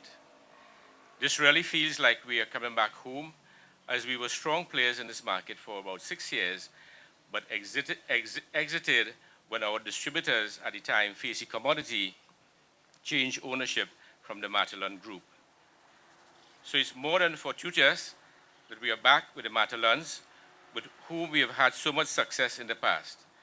Both our companies share similar values and hold our corporate family culture close to our strategic alliances. We believe that our partnership with Matalon Distributors could not have come at a more opportune time, as it will allow us to effectively represent our brand with an organization that is well respected and long established in Jamaica. This alliance with Matalon Distributors has also created an avenue for us to share our technology with the Tankwell Metals Group, of which Matalan Distributors is a subsidiary. And on behalf of the KPL board in Trinidad, I have to say a special thank you to Mr. Peter Matalan and to Mr. Chris Bicknell, Group CEO and Chairman of Tankwell Metals, for giving us this opportunity. Today is a launchpad for the re-establishment of the KPL Group through our high-quality products as a household name in Jamaica. This year, Kaleidoscope Paints celebrates 48 years of being a leader in the Caribbean paints industry. Our mission is to be recognized as a world-class family-owned company in the Caribbean and South America, recognized for manufacturing high-quality products and services while providing personalized business relationships, customer satisfaction, employee motivation, and shareholders' value.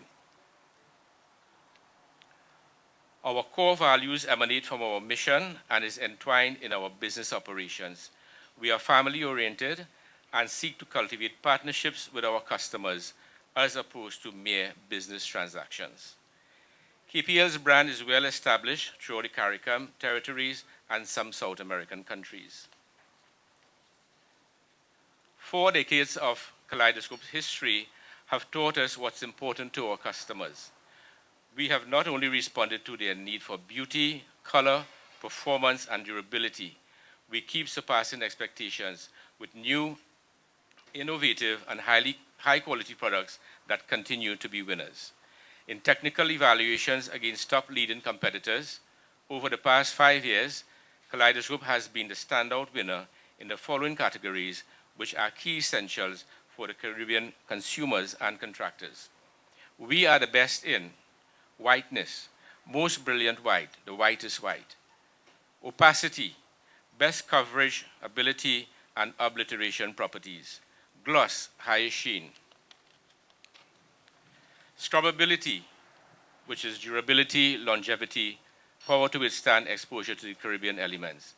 Viscosity and alkalinity, rated number 1. But that's in Trinidad, and Trinidad is half the population of that of Jamaica, and we hope that our renewed presence in the Jamaica market can contribute towards propelling our brand to even greater heights.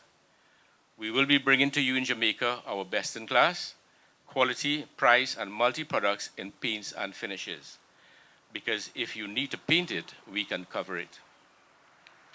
We are so excited to be back in Jamaica, and thank you so much for being here today. I thank you all. Thank you for that. As I was listening to him, he spoke about beauty, color, performance, durability, and the fact that they listen to their customers, they have good relationships with them, they adjust, they innovate, and of course, they deliver. So we welcome you with open arms to Jamaica and to the Jamaican market once more. Now, whenever I hear about Matalons, I think rich. Real tanta rich. In terms of quality, professionalism, customer service, and what they do. From Matalon Homes to Matalon Roofing to Matalon Distributors, they are everywhere, and they've done very well and expanded very well because what they do is they deliver quality. Therefore, as the distributors of Kaleidoscope Paints, it makes sense for me to introduce Andrew Matalon, who is going to bring the key message this afternoon. Please make him welcome. Afternoon, ladies and gentlemen. Thank you so much for joining us on this special occasion, the launch, or should I say, the relaunch of Kaleidoscope Paints here in Jamaica. We actually have a history with Kaleidoscope Paints. When our family-owned Facey Commodity, we were the local distributors of the brand in Jamaica. So when they decided to come back to the country, it was a natural that they also came home to us, so to speak. A new alliance with Matalon Distributors has been forged. We are certain that as soon as Jamaicans are reintroduced to the top quality Kaleidoscope Paint brand, they will fall in love once again. Kaleidoscope Paints is a household name in Trinidad and Tobago, where they were founded over 40 years ago. Today, they have spread their brand to cover 15 Caribbean countries. They pride themselves on being leaders in the paints and coatings field by constantly innovating, continuously improving their quality, and always giving the customers what they need, which are beautiful paint colors with exquisite finishes and time-tested durability. These claims are not made without warrant. The technical evaluations shows that this is who they are. Over the past 5 years, Kaleidoscope has come out on top against the other leading competitors as number one in whiteness, opacity, gloss, scrubbability, viscosity, and alkalinity. The brand is renowned for its wide range of vibrant colors, best coverage, top qualities of paints, stains, varnishes, and other finishes for the home, industrial, marine, and automotive sectors. From contractor to the household painter, together we have the brand that offers you the best value by far. Since we are in the midst of a construction boom, this is an opportune time for Kaleidoscope to be re-entering the Jamaican market. From residential and commercial developments to hotels, the new face of Jamaica is under construction, and that is evident everywhere that you look. We don't expect this boom to slow down anytime soon, and that's why we at Madelon Distributors plan to be an integral player with Kaleidoscope Paints in coloring and covering it all. We are so confident in this brand that we decided to pave the way ourselves. Kaleidoscope Paint will be on all future Madelon Homes projects, which are known for our high quality finishes and designs. We feel this is a statement which shows our customers that we practice what we preach. The future is certainly bright and colorful with Kaleidoscope Paints and Madelon Distributors. Over the next year, we are planning to employ at least 20 members of staff to grow alongside the brand. We see the scope of our partnership allowing for us to take on the manufacturing of the paints here at our head office here in Jamaica. We look forward to the future and a long-lasting relationship with Dale and the rest of the Kaleidoscope team. So again, thank you for coming, and let's begin to paint Jamaica in a kaleidoscope of colors. Very well said. The future is colorful and bright, and again, he brought home the point that there is a construction boom, and certainly practicing what you preach sends a very clear message to customers. So I look forward to seeing what the future Madelon Homes look like, and with the colors covering all of the walls. He says that this is the best value by far, and I think when I looked at your swatches, I believe I'm really in love with Cool Olive. I think that color definitely caught my eye. On behalf of all of us here, we thank you for coming back home, of course, associating and aligning with Madelon Distributors, and we wish you all the best in the Jamaican market. Have a great week ahead. Thank you, guys. Take care. Doggin Global Introduction. Doggin Global is an integrated multidisciplinary professional service firm. We are integrated as one firm and provide several professional services, including audit, accounting, tax, IT, risk, HR, performance, M&A, corporate recovery, and other advisory services. The firm is organized in several professional service units, which includes Doggin Auditors, Doggin Advisors, Doggin Legal, Doggin Finance, Doggin HR Solutions, Doggin Tech Solutions, Doggin Media, Doggin Corporate Secretarial. If you are interested in any of our services, please contact us for a free quote. Email info@doggin.global. Website doggin.global. I'm 36. I'm a husband, a manager, and still very good looking. In 2 hours, I have the most important meeting of my life. But first, it's time to play.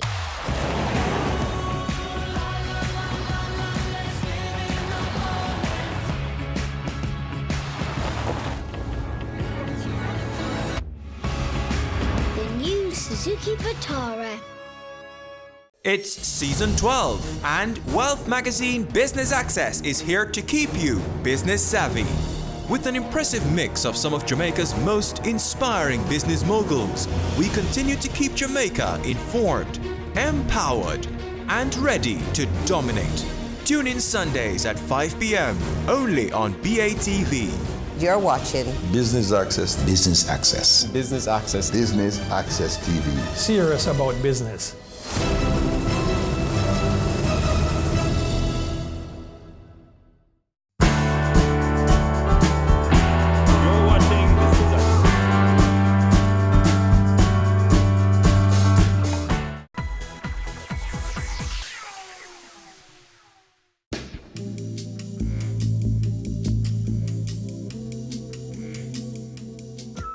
Kaleidoscope Paints is relaunching here in Jamaica. What's the significance of you guys coming back to Jamaica? Well, what happened back in the 80s and 90s when we were with Facey Commodity, we did quite well in this market. The paints, the product, the brand name was well accepted. It took us a while, but what happened is we got an opportunity to go back or to come back again into the market with the Matalan family business. We realized that a lot of people do recognize the name from back then. Everybody knows Facey Commodity was a strong company then, and we are extremely happy to actually come back with the very Matalan group, Tanquils Metals Limited, strong, long-established companies in Jamaica, similar to Kaleidoscope Paints in Trinidad. We share similar values, and we found, hey, this looks like a good partnership, let's do it. And this is what we are doing, really. As you mentioned, Kaleidoscope Paints is based in Trinidad. Talk to us a little bit about Kaleidoscope Paints. You've been around for almost 50 years. Just give us a brief overview of the company. Okay, sure. So Kaleidoscope Paints was founded by the late Stephen Parson. Mr. Parson, history, was working in the paint industry in Trinidad. He initially worked with a company called British Paints, which of course was an English company. British Paints was bought over by Berger Paints somewhere back in the 60s. When that happened, Mr. Parson was a pretty senior executive up to that time, and what he decided then was it was time for him to go and form his own paint company, because he had a long number of years and great experience with the British Paints company in particular. So that gave rise to, in 1972, Kaleidoscope Paints Limited became a registered company. They started manufacturing, and it has been a long road full of challenges, but also full of triumphs. The brand name is now a household name in Trinidad and the CARICOM region generally. We sell to a few markets in the Latin American and South American countries. It is our intention to take the brand international by moving out firstly to the other Spanish-speaking territories in the Caribbean. And Jamaica, not being in Jamaica, having been in Jamaica before, it was a natural step that we must re-establish our ties in the Jamaican economy before we attempt to stretch ourselves further.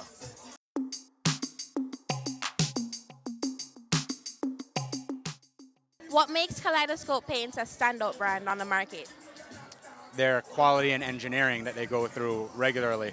They're tested and rated for a whole host of different awards against top competitors.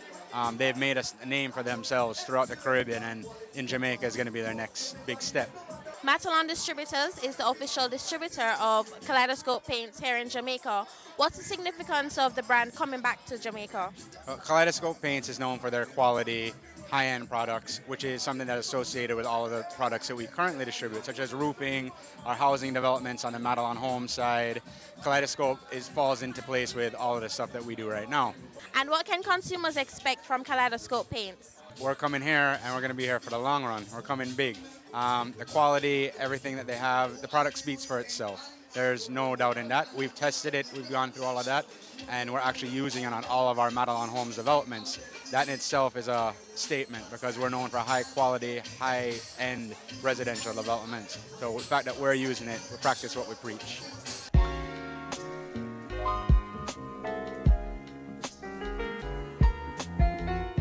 Kaleidoscope Paints has officially launched today. What are you most excited about being here in Jamaica? I'm most excited that, one, it's a family-owned company, and because it's a family-owned company, we basically look to family values. So we look at the impact of when people are owning a home and how dear their home is to them. So we look at quality, we look at affordability, we look at scent, everything that goes into painting. We know there are several paint brands on the market, but what makes you stand out the most? We have variety and we have affordability. And I think that is the most important thing. And we are accessible. You know, sometimes some companies get so big, you know, their customers are oftentimes alienated, but that's not the case. We go directly to our consumers and they can expect that from Kaleidoscope at all times. Do you have anything that people can look forward to in terms of getting the brand out there? Of course, we'll constantly be doing promotions. We will be doing a lot of charity events. We really want people to benefit, the Jamaican people to benefit from this product in all aspects.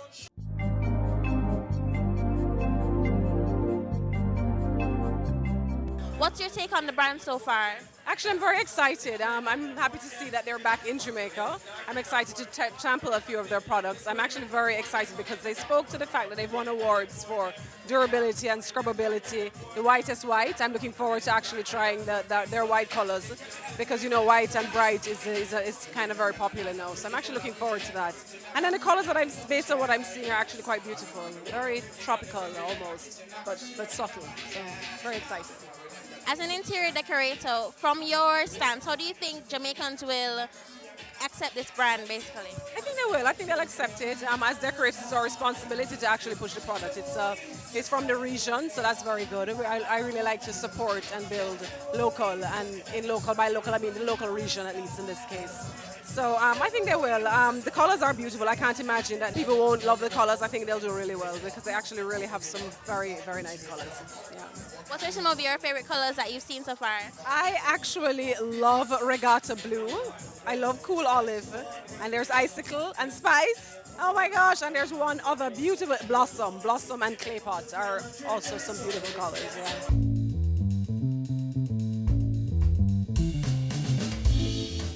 We came together with Matalon Roofing to distribute paints within Jamaica.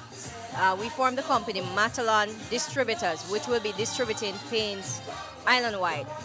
And it's a wonderful opportunity for the Jamaican market, as it's another opportunity for them to diversify in terms of different products from another company. There are several paint companies locally, however, we're not worried about that, however, because Tankwell is a successful company in Jamaica, as well as Matalon Roofing rather, and Matalon Homes. And this partnership together, I believe, will do very well in Jamaica, as Matalon and Tankwell are household names, and Kaleidoscope was here before, and it came back in the island, and I believe that it's going to be another big thing for Tankwell, as we are launching out into other areas. We are now in trucking.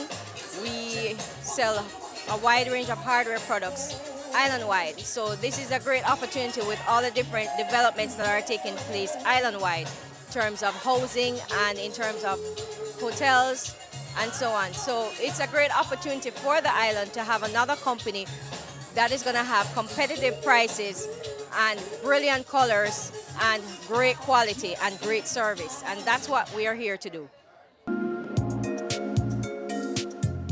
Thanks for tuning in to the official relaunch of Kaleidoscope Paint in Jamaica.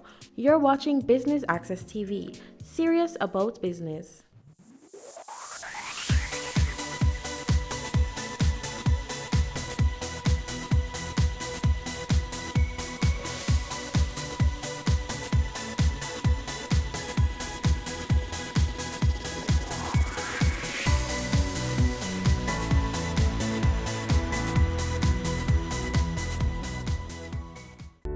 Crow Jamaica Risk Management Services, RMS.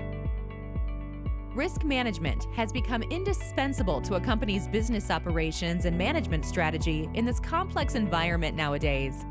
Crow Jamaica risk management experts help to turn every risk into an opportunity. We are experienced in providing customized solutions to manage risks and increase transparency and accountability of the companies. Our core services include internal audit, internal control review, corporate governance, corporate compliance, etc. Our team can help you make smarter, more effective decisions. Let's have a conversation. Contact us at email people@crowjm.com. Website www.crowjm.com. I wanted to be an educator because I believe that education is the most powerful weapon that can change the world. My dreams and aspiration is to one day become an entrepreneur where I can employ other persons and help to build the country. I wanted to go into development. I wanted to help people become better versions of themselves.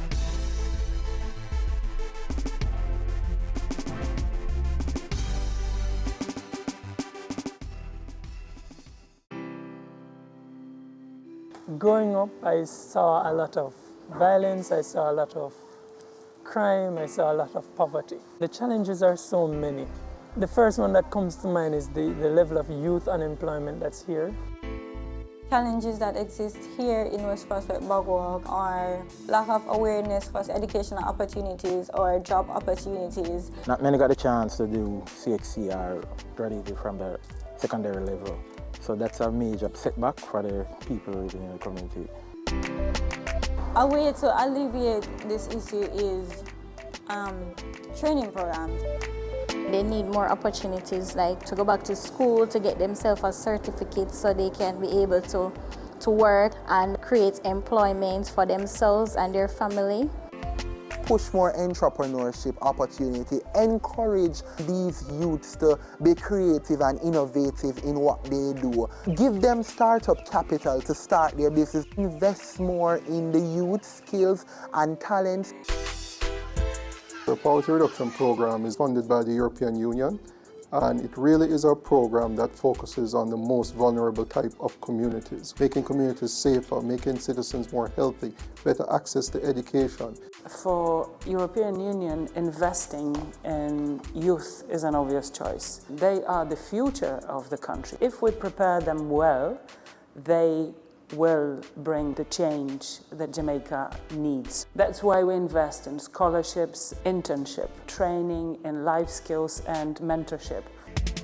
I received a tertiary scholarship from PRP to attend the University of Technology, Jamaica.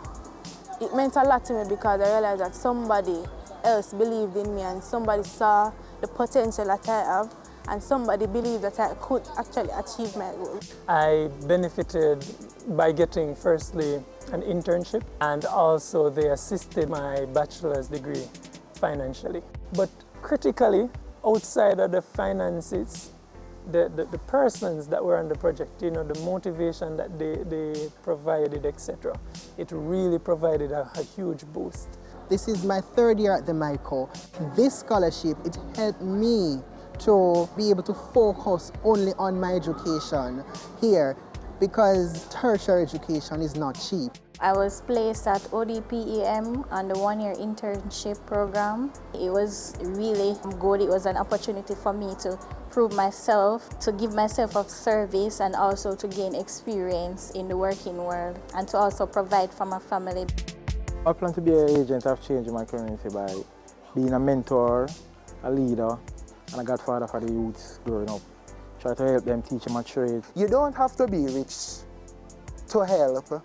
You don't have to achieve greatness to start. I contributed to my basic school by providing them with the necessary resources that they need, that I believe that in the long run, it will have a ripple effect on many, many persons. Professionally, I manage the whole program, which is aimed at giving young persons the opportunity to, you know, do what I did, basically, to get their foot inside an organization. Additionally, I also have a little small business that I try to employ young persons to learn a skill, etc. When you're persistent in life, when you're determined, when you're hungry for success, then you'll be able to accomplish and achieve anything that you want. It has changed hundreds and hundreds of lives. Not just my life, my family lives, my friends' lives, etc. I want to just urge everyone looking on to continue these social programs. These are the solutions to the many ills that we face as a society and as a country and even as a world. So thank you, and I challenge you, continue it. It's needed.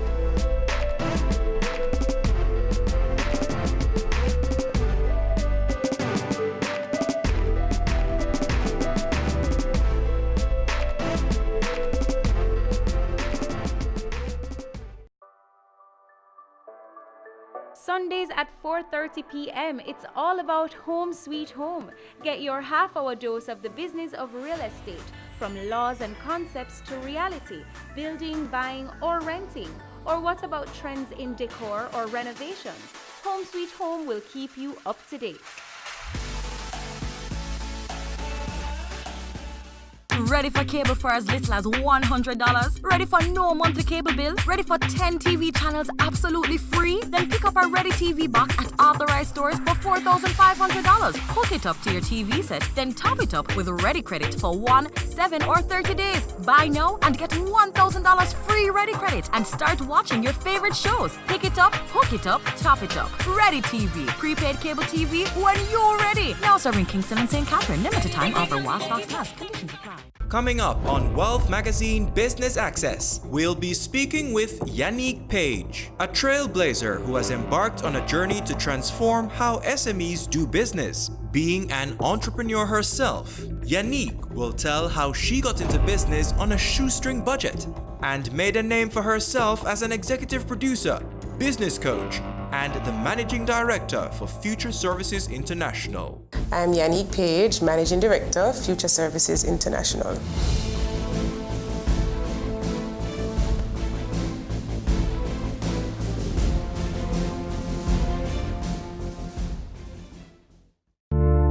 Yannick Page is an entrepreneur who is living on purpose. My focus is to empower people. I'm a social entrepreneur, and any business that I'm involved in is usually one that is socially driven, one that I measure success by the impact that I'm able to have on people's lives. So I started as a pioneer in legal funding and litigant support, and have diversified into a number of different areas, in particular business support services, a big focus on building Jamaica's entrepreneurial ecosystem, and a more sophisticated entrepreneurial class, right? People who are focused on starting businesses out of opportunities, and being able to create jobs and wealth for themselves and really make Jamaica a better place. I'm a mom, I'm a wife, right? And so I try to create balance in all of those roles. I was born at Nuttall Hospital, and I started school at Immaculate Prep. That's my earliest memory of school. Just a very strong sense of discipline. I kind of grew up for some of my life with both my parents. Eventually my parents got divorced, and so I pretty much grew up in a single parent household, right? With a very driven mother who was very entrepreneurial, father, same thing. And so I kind of developed that passion for entrepreneurship very early. Very early we were taught that the way that you actually earn an income is through hard work and creating value for other people. When I was young, I didn't have any confidence. I really didn't. And I would walk with my head down like this. And my father would say, walk with your head up. And it's something I didn't understand, why he would drill it and he would insist. But now I realize that once you get your children to develop that sense of confidence, they are able to do almost anything, right? Because if you build yourself, I believe you can build almost anything. After Immaculate Prep, went to Immaculate High. I passed for Immaculate High School and enjoyed my years there until I got to fourth form. And in fourth form, you have to choose your subjects that you're going to do in CXC. And I wanted to do a mixture of the arts and the sciences. And at Immaculate High, they pretty much allowed you to choose, but then they would make the final decision for you. And I didn't get any subjects that I wanted. And so I moved. My mother was able to transfer me to St. Andrew High. The first term in fourth form, I started at Immaculate and then I transferred to St. Andrew High for girls. And I did 2 years there and was able to do exactly what I wanted to do. So from very early, you kind of see the kind of parents that I did have, because my mother was very focused on, I want you to do what you want to do. And I'm not even going to allow the school system to restrict you in terms of determining your future. And that's something that was very impactful for me. It's something that as a parent, I try to emulate myself. my high school years were my worst years. A big part of that was because my parents were going through a divorce, and it was very traumatic on the entire family. And those are things that I still remember. And life just completely changed. And it was very difficult to kind of manage that adjustment. The second thing is that when I actually passed common entrance and got to high school, I couldn't see anything. I remember going to class and I could not see the board. And actually, I remember that I couldn't see from even common entrance, right? I remember that I couldn't see. And what was interesting was that I was actually very nearsighted and didn't realize and didn't say anything. And so I would actually just tune out of all the classes because I couldn't see. I was at the back, can't see the blackboard, and I wasn't learning anything. And so for years, it wasn't until really catastrophe when, I was pretty much failing in almost every single subject area that, they decided that, okay, we need to get this child some psychological help, and we need to see what's going on. And in all of those investigations, I realized that, the changes were having an impact on me, and that I couldn't see.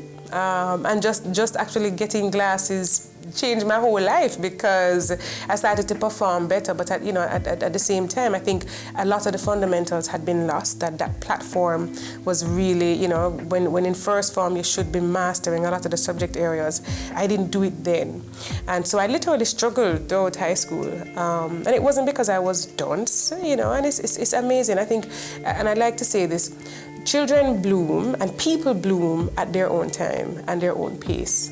And we have an educational system that still does not recognize that children go through different things and that people go through different things and that they will bloom at different times. And it's the same for all of us.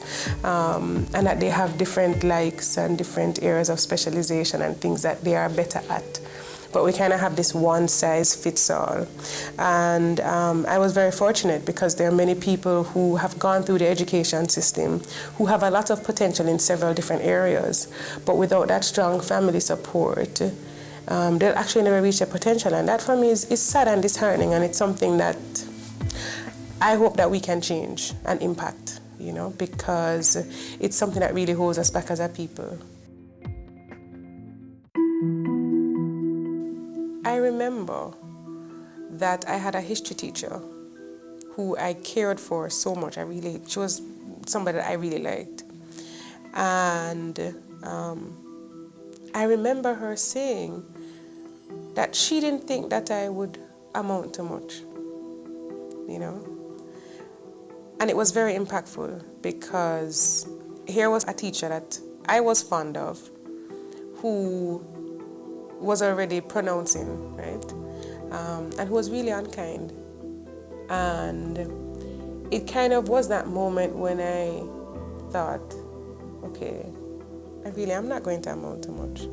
It's amazing. And for years I carried that.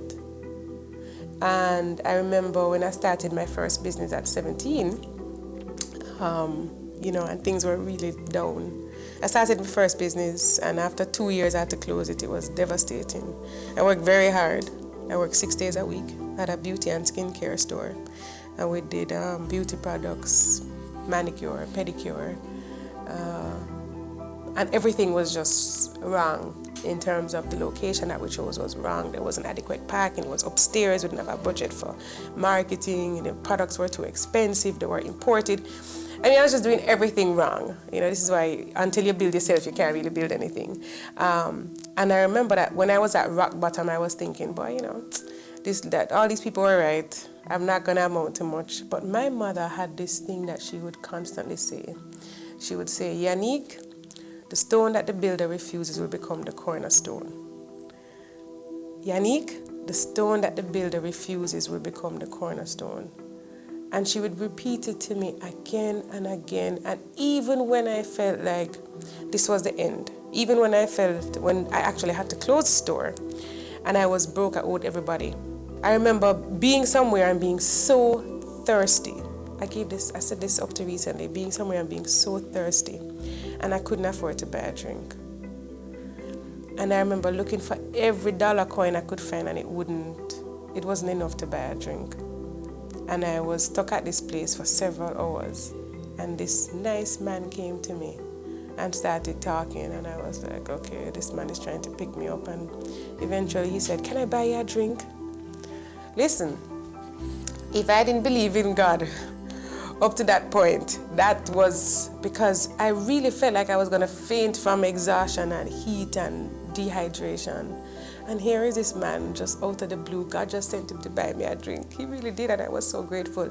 But to this day, if I drop a dollar coin anywhere, if I go to the US and drop a penny, I am certain I'm not leaving it. It's a principle that has stuck with me. Every dollar is valuable because I remember what it was like to be at rock bottom. Years ago, I was seriously injured in a motor vehicle accident. And I suffered head injuries. My head had to be shaved. And I actually had other complications as a result of that.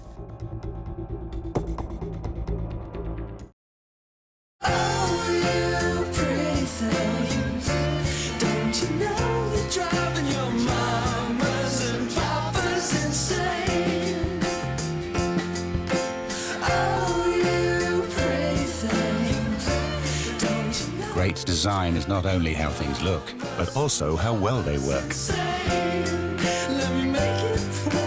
The GLC, more than meets the eye.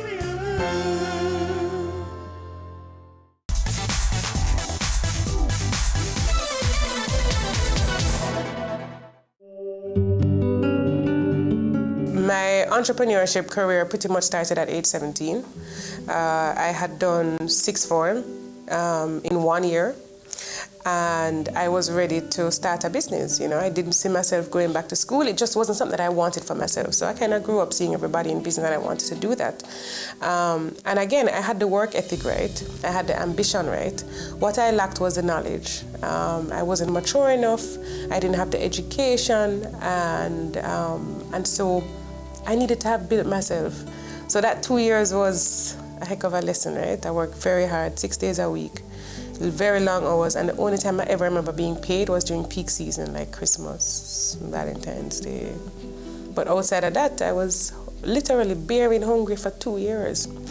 And at the end of that period, my mother decided that you're gonna go back to school. And she said if she have to sell every piece of furniture in the house, she's gonna find a way for me to go to university. And she did that, and I literally scraped in with her pushing me. If it wasn't for her, it wouldn't have happened, would never. And I give her everything for that. And so I literally scraped into university, had to work and go to school. I got in at what you call lower level matriculation, which is really when you barely get in. And so I decided that I was going to work very hard. And I decided that I knew what it felt like to be at the bottom, and I didn't want to be there anymore. And then she would keep repeating, the stone that the builder refuses will become the cornerstone. So when I got to the University of the West Indies, right, I worked really hard. All the lecturers knew me by name. I would sit at the front of the class. A lot of these lecturers would still remember me because I was a person who would ask a lot of questions. I really did read for my degree, and everything was applicable to me. This is why I strongly believe that there's such huge value in working and going to school. And I think if everybody had the opportunity to do that, would be better off, because there was a big difference between myself going to university and my colleagues who had never worked. They weren't as focused. They weren't as diligent. And I had everything to lose, and so at the end of doing my first degree, I did a degree in management studies and psychology. I actually won a scholarship to do a master's in development studies with a concentration in social policy, and that was a big thing for me because I didn't know how I was going to pay for it. Unfortunately, I won an academic scholarship, and then I did that and did exceptionally well at the Sir Arthur Lewis Institute of Social and Economic Studies, and I graduated at the top of my class with distinction. I copped every award, And it's fascinating because I really believe that people bloom at different times. So here was a C student throughout high school who then went on to, top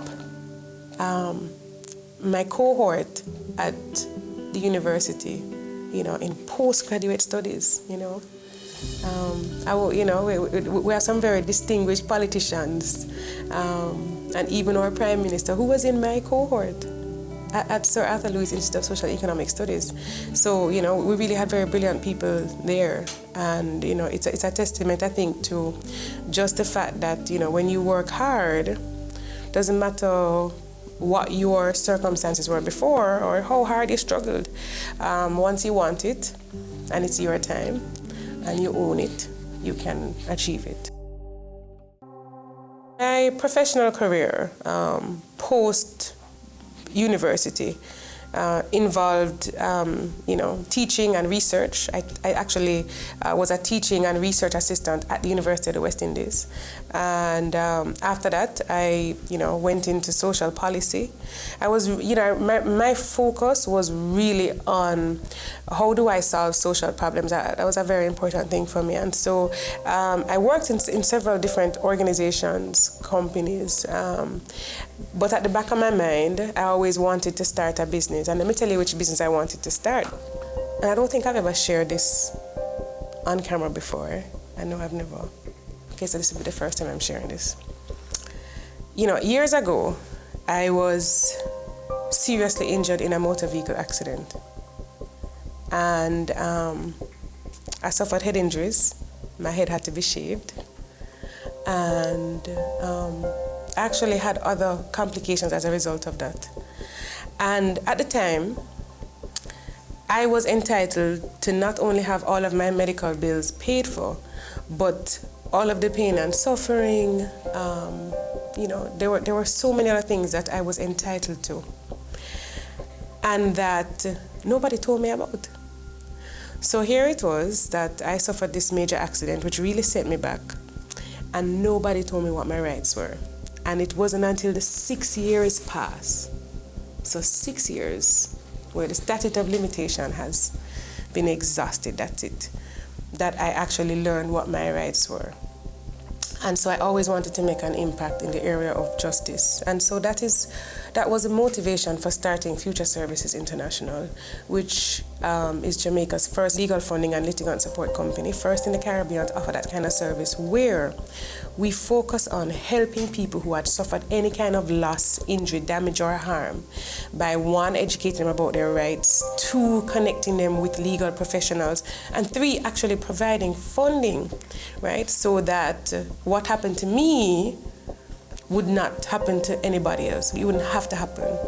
And that company has been transformational in so many ways in this Jamaican landscape. And so many people have been able to access the formal justice system because of funding that we've provided, right? And that's something that I'm very grateful for. I think it's purpose. Sometimes we go through really horrible things, and the aim is for you to really learn and make an impact so others don't go through it.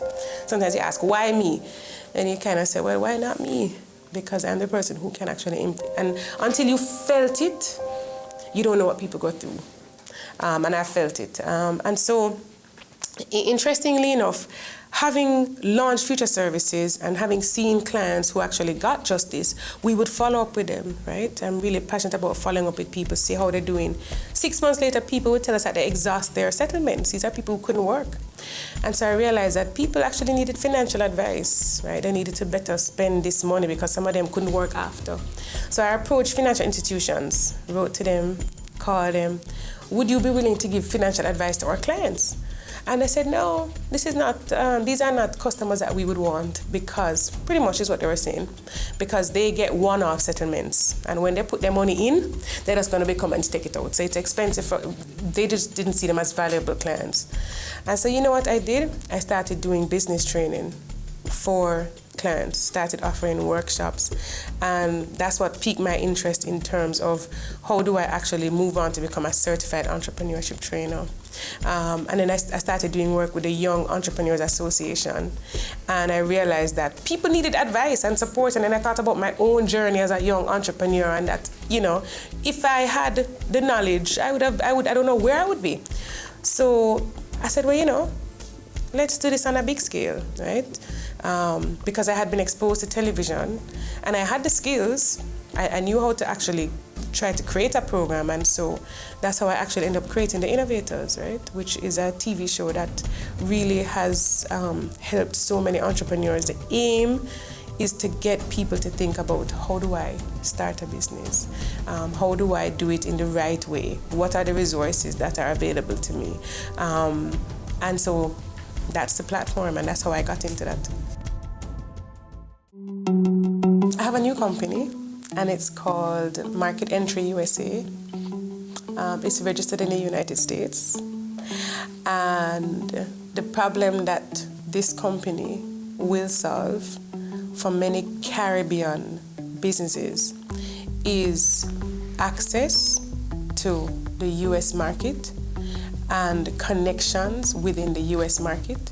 And the reality is that governments and experts have been telling entrepreneurs for years that you cannot focus on your market alone. You have to try to export your goods and your services, and you have to find more attractive markets, and you have to earn foreign exchange. And Market Entry USA will be doing that. And that's what's exciting for 2017. One of the things that I've been very fortunate to experience is a lot of exposure globally, both on the entrepreneurial space generally, as an entrepreneurship trainer.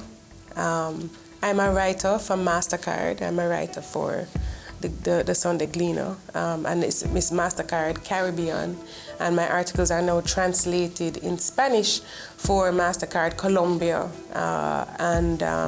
and that's great impact, right? It means that anybody, you don't have to have any big last name, you can look just like me, and all you need is that education or the skill that you want to develop, and you can really globally make an impact. I've focused a lot on helping women. Women in business has been my passion, and young people in business as well. But especially women, because I grew up with a single mother who was an entrepreneur, who worked very hard and who just didn't have all the facilities that she needed. So it's very difficult in terms of childcare, in terms of taking care of her own. We take care of the elderly, the children, and financially it's hard, right? So I am the official representative for WeConnect International in the Caribbean. I represent the Caribbean.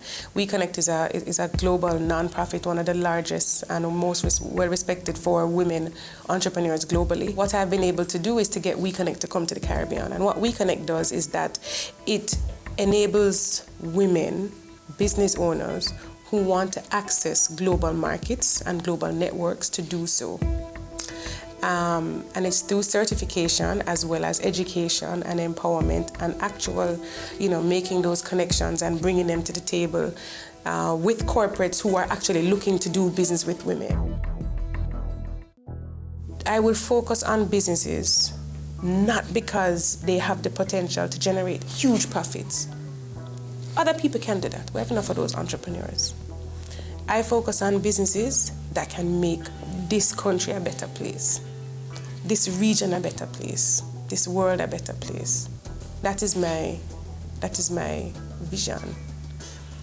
And I need to do that and at the same time maintain my role as a mother, a wife, and that I also take care of Yannick. And that means that there has to be balance and harmony. So I'm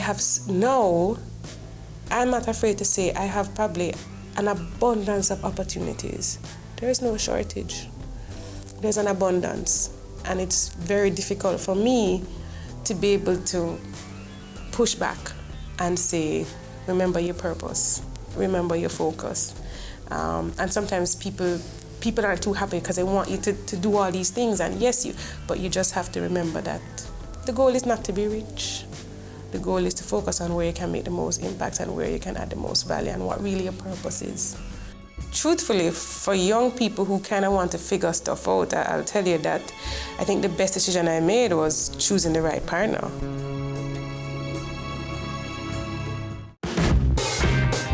I'm Butch Hendrickson. You're watching BATV, serious about business.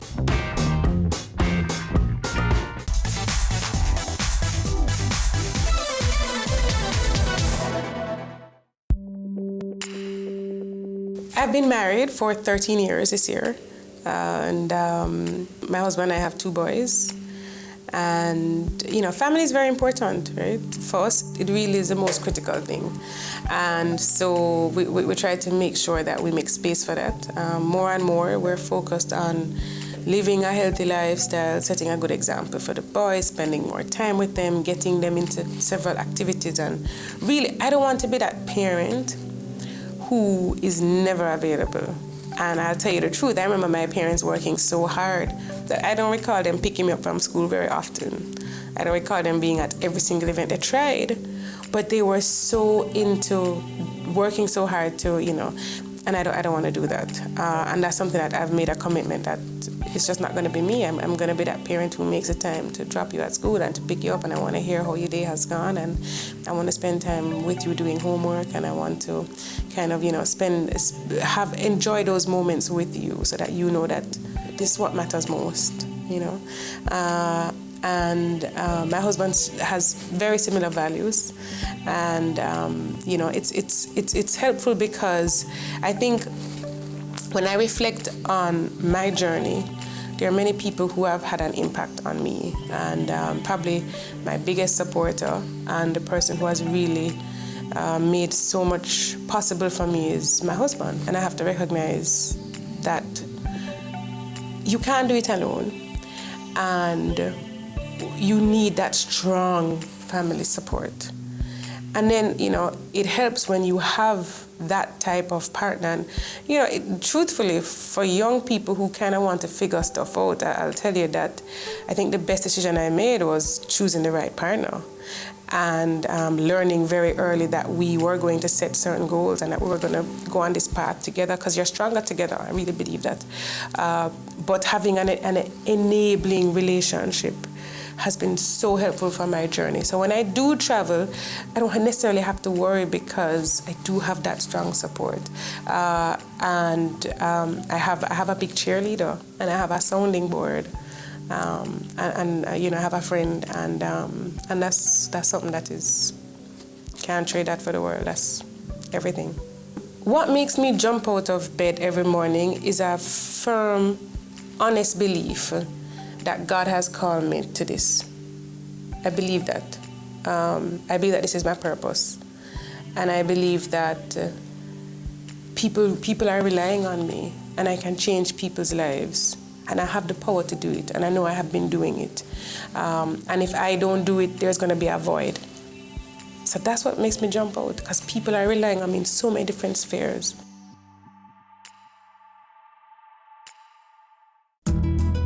For years, I've offered mentorship to younger people. I really do a lot in terms of, when I just started business, one of the things that was mandatory was that everybody had to actually give back service. And we would go to, several, for example, missionaries of the poor, and we would volunteer our time. It's not just giving money, it's kind of understanding what the needs are in this country, how people are suffering, and what help you can give, and really just experiencing, because it makes you more grateful and at the same time more determined to make an impact. And one of the best things for me recently was that I went to a pharmacy recently, and I was looking for something, and this young girl who works there said to me, I can help you, but do you remember me? But I meet so many people, so I said, I'm sure I met her, but I can't remember exactly. And she said, you mentored me. I'm from the inner city, and she told me the community, and you were my mentor. And her name is Casey. And she said, thank you. And it brought tears to my eyes because here was this young girl who literally every night, gunshot, you know, and she had blossomed into this, just this radiant, you know, just articulate, you know, just wonderful young girl. And I had had an impact in some way. And I've had other people contact me who I mentored years ago. And so if you can afford to share your time, your wisdom, anything with other people, especially those who are in the position you were in, oh my God, many of us forget where we start.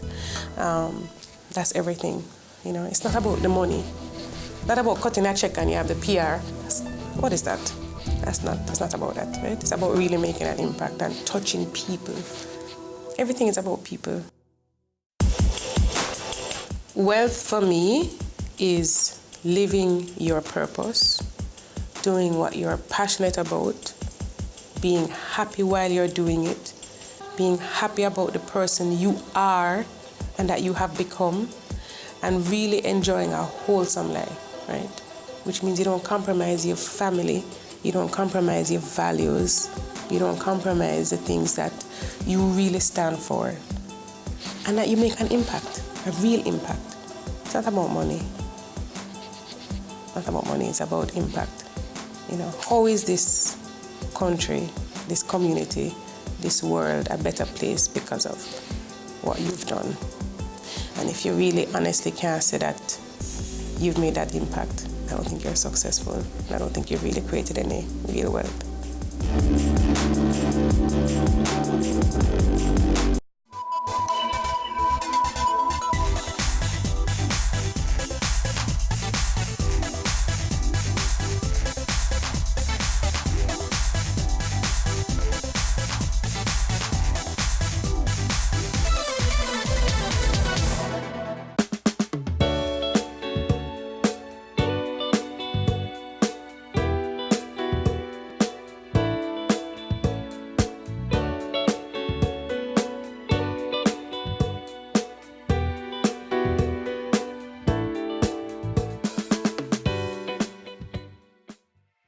Out of 21 finalists in the Digicel Foundation's Face of Change competition, the top contenders were chosen and rewarded for their contribution to social development in Jamaica. This week on Caring Hands, we introduce to you the competition's top 3 finalists. The third place finalist, the Eastwood Gardens Youth for Progress Youth Club, was started just a few years ago. One of their main focuses is the education of young people in the community. We are 3 years old. We started in 2014 out of a need to assist the children, because in 2014, 18 of our children did the GSAT examination and only 1 passed for traditional high school, and that's what motivated the Vice President and I to start the youth club. We are coming from a community where most of us went to Meadowbrook, Immaculate, St. Andrews Girls, and these students were passing for non-traditional high school and it was not the norm. So we saw that they needed help, so we decided to help them. And not only that, we also knew that with our youth club there would be opportunities for our youths, and we wanted to see how best we can help them. Since inception, we have created this community library and education room. So the library finished built in January, thanks to the Ministry of Education and Digicel Foundation for the structure of the building and some of the equipment. To NCB Foundation, who sponsored some printers. Books were sponsored mainly by the Rotary of Kingston and community members who we went on a book drive and we got the books donated. So the library provide means for the kids in the community to come and read books, do homework, print homework, and also do researches, and also we have classes to teach them about the music and Spanish, French, and everything. We also offer music lessons. We offer piano classes and guitar classes on a Monday at 5 p.m. So every Monday at 5, the students come here and they're taught to play the guitar free of cost and the piano. We're also looking to purchase more musical equipment so that we can have a variety of instruments for the children to learn to play. They're expressing interest in the violin, so we're thinking about it. We recently got sponsorship from Australia Aid, and we're doing a recycle project called Eastwood Gardens Recycling of Plastic. Recently we had our cleanup day, which entailed cutting grass and collecting plastic bottles from the gullies and all over the community, and also taking out bulky waste out of our community. We had 4 truckloads of bulky waste that was collected, and we also collected 28 bags of plastics and a lot of garbage. With the Eastwood Gardens Recycling of Plastics, we're trying to do a business from the project because we have a lot of recycled plastics. And, reusing is better than recycling. I like to see the kids from the community be involved in that business as an entrepreneur, learning on-the-job training and personal development from being involved in that project. The Eastwood Gardens Youth for Progress Youth Club caters directly to what persons in the community want or need. How we identify the various projects is that we look on what is needed in the community and what is the problems and how best we can solve them. Since the youth club has been established, the youths are more, they love to volunteer. Anytime we say we want to do something, you have a lot of persons willing to volunteer, and they're a little bit more interested in schoolwork, and we had an increase in GSAT passes in 2015 and 2016. Quiz competition aim was for the GSAT kids that are taking GSAT to make them study more and make it more fun. And I can say for one student, his name is O'Shea. I worked closely with his team, and he was not very good in science. He was very low when he started. He came out as the top science person, so he brings out the best in the students. The best part of being a part of the youth club is making things happen in the community and doing stuff for other persons, of course. The kids, you can see where they're very appreciative of the things that we do. So making things happen for them and things that they want to happen is very rewarding. You can see the kids are more focused in their actions, and they have things to do with their time and energy because they're very energetic, trust me. So I think if we had that in our time, we'd be more focused as well. For example, things like opportunities that they have, like learning an instrument or stuff like that. You never know. One of us could have been, very musically inclined and talented like that, but we didn't get the opportunity. So I believe if the youth club was around then, we'd see more of that. Welcome to Marine Avenue, the home of the Eastwood Gardens Youth for Progress Youth Club. So what inspired us to enter this Face of Change competition is the work that we have been doing over the years and assisting the youth. So we're just highlighting the good that we're doing for our community and to highlight our community. Through the Face of Change competition, persons have seen the work that we're doing and also encourage us to continue the work. Some of the plans that we have, the main plan is to kick off our breakfast program. A lot of time you see the children, they don't go to school. They say, why didn't you go to school today? You didn't have any lunch money. So we want to kick off our breakfast program by purchasing the stuff that we need so that we can start preparing breakfast for the children in the morning. That's the most important meal. So we're seeking sponsorship right now to cover like the fridge and the stove and the supplies that we need. But like the food items that we'll need to cook, we're going to use our recycle project funds to purchase those things. But we just need help to kick off the project off the ground. And another project that we have for the community parents is, we call it the Cassia Park Community Services. This is where we're using the skills from the parents in the community, and we're looking jobs for them so that they can help to send their children to school. So we're looking jobs for like all persons that are skilled, like the plumbers, the dressmakers, the homemakers, the persons that can wash and press and iron. We're looking jobs for them, a part of our project that we're launching called Cassia Park Community Services. The youth club is building youths and shaping them in the right way. So we don't have much crime and violence in the community. and also helping to build Jamaica as a whole. It's very important for these initiatives and these foundations to be around because children need help.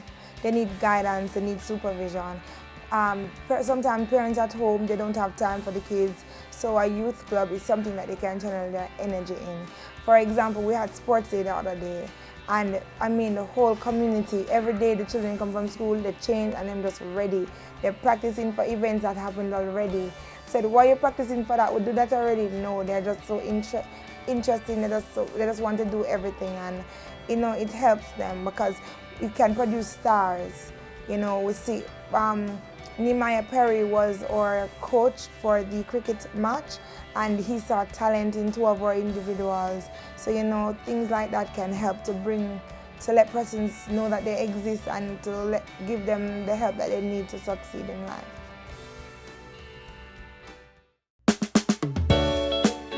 Coming up on Caring Hands. You can trust princesses and ladies. Ask Digicel, they'll tell you.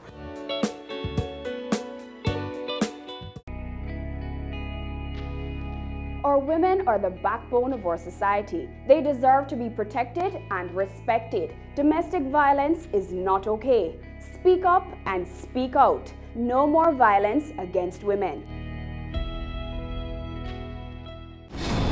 We are back with another exciting, innovative and inspiring season.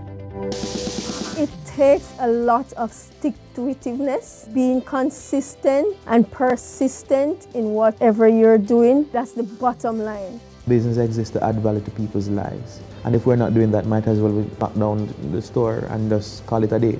It's a season 3 of Creating Wealth, Mondays at 8 p.m. on Business Access TV.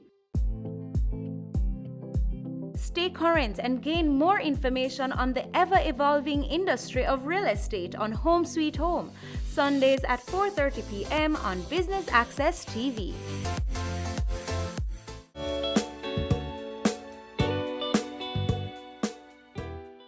Empowering our women in every aspect of their lives is extremely vital.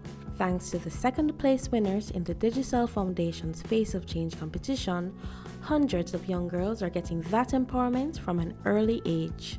Princesses and Ladies is an organization, non-for-profit, where we educate, empower, and help ladies and girls to be better, to do better, to behave better, to think better of themselves, and to just go for it and do best. So we came about because there was a set of ladies who, saw that at that point in the society, a lot of things were happening. A lot of child abuse, a lot of murders, there were just a lot of things going on at that point in 2013, 2014 about there. And so we decided as women and as girls, we needed a platform to speak about some of these things and to get girls and ladies to be comfortable talking about issues and to find ways how to empower them and to get past certain things. So that's how we came about. So as long as you're a girl or you're a lady and you want to speak or you want comfort or you want empowerment or you just want a friend to talk to, you are the person who we are at. Could be. All right. We do sessions, we do girls' days, we have events where we just invite girls and ladies to come on and just sit and have a talk. Or if you are a girl who you're at a school and you see a need, you see that your classmates need somebody else than their own teacher to talk to, we'll try and come and to facilitate all that we can. We definitely want to be able to impact girls. We want them to be empowered. We want them to be able to achieve certain things that they never even thought of. We want them to be able to go to the university and get certified. We want them to be able to go to Heart Trust and be able to be certified also. We want them to be able to believe in themselves and to go for whatever they want to go for. For Simone, being able to assist others through the Princesses and Ladies Inc. is extremely important as she's able to put herself in the shoes of other young women in need. Well, it's important for me because being a girl, being a lady, you know, I wanted platforms to speak. I wanted a voice. I wanted an ear to listen. I wanted somewhere where, you know, it's level and whatever I say will not go against me.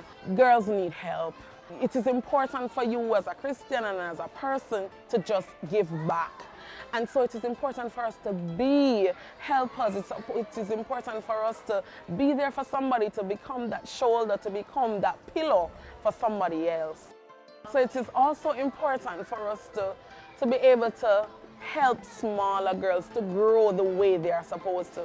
And we think that, you know, it will make the society better. When you have a comfortable woman at home, when you have a comfortable girl, when you have girls that are confident and that are hopeful, it makes the society better.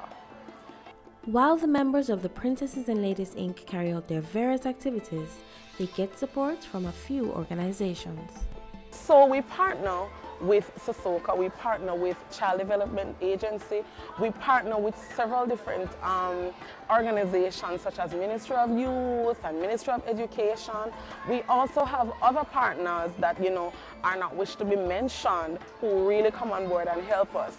And we also have Digicel on board with us too this year, which is such a plus.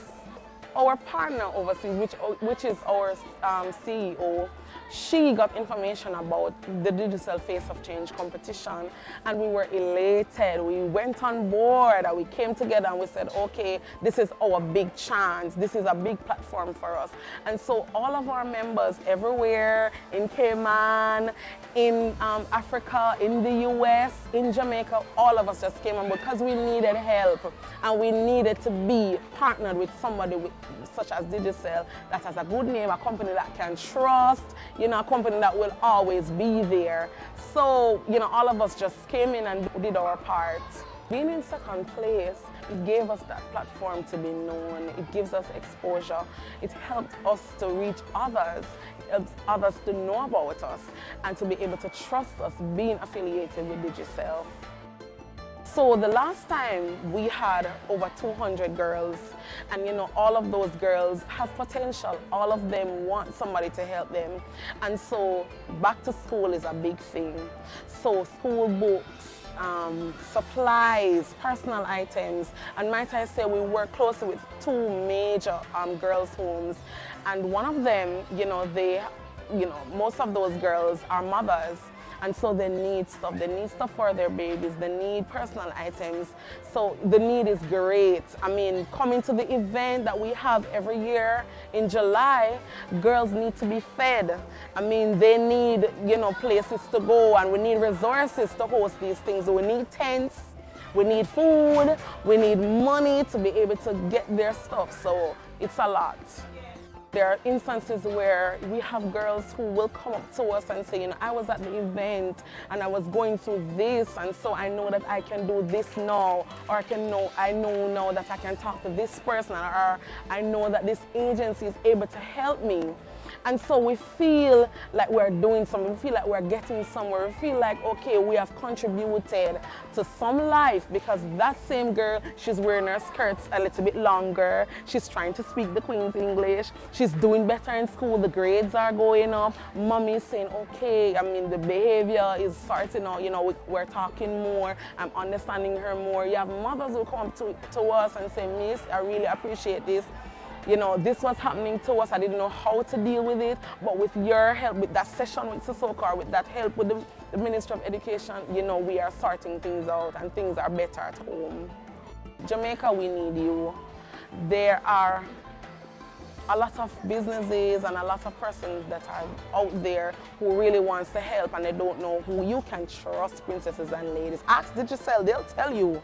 You can trust us, we need help. We need hands, we need hearts, we need help. Our main mission is to educate, empower, and to achieve however we can. So we want girls to be able to go to school, get certified, be the change, stand out, be that girl that mommy wants you to be. I mean, we know that some manners, things are not so well, but we know that this is the right way. And so as a girl and as a Princesses and Ladies affiliate, we are going to be that standout. We are going to be able to do all the good things that are supposed to be done and to be an overall good citizen.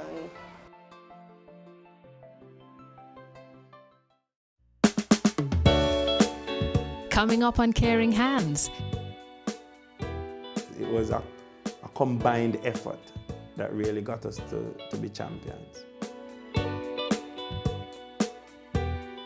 Business current affairs you can relate to.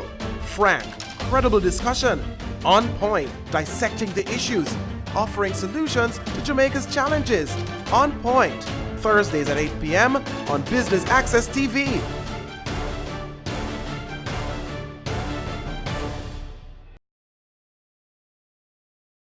Your business matters.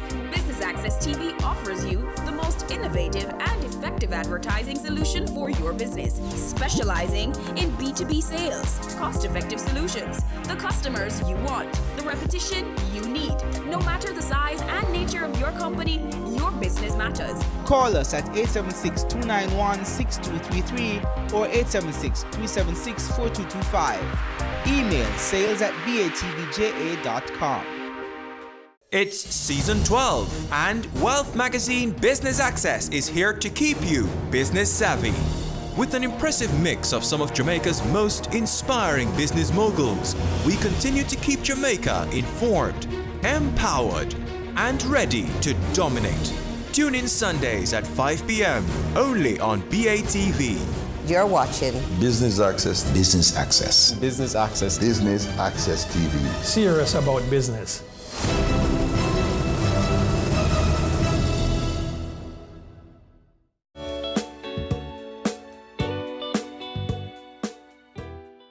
They say charity begins at home. For many, the first place winners in the Digicel Foundation's Face of Change competition, the Bethel New Testament Church of God, is considered home. Bethel New Testament Church of God has been, over the years, a church that caters to the need of the less fortunate. And we serve the community of Arnett Gardens, Lincoln Road, Russell Road, Top Jungle, and other surrounding areas. And we have been playing a vital role in offering services. We have an early childhood institution here. We have a feeding program as well. We also offer services to the community with our computer lab. So persons who are, doing like CXC, information technology, those who are doing their SBAs, they come on over and print, and just about anything that has to do with computer and information technology. We try to offer the best services we can. Our church has quite a number of programs that are running. For our teenagers, we have what is called the Performing Arts Ministry. And mostly teenagers are drawn to the Performing Arts Ministry. And we have young adults who supervise them and all of that. We also have what is called the benevolence arm of the church that caters to the needs of the less fortunate. And so the benevolence arm of the church basically takes care of those who are in need, whether they are in need of food items, financial needs, and so forth. Benevolent committee is something that goes to help people who are in need.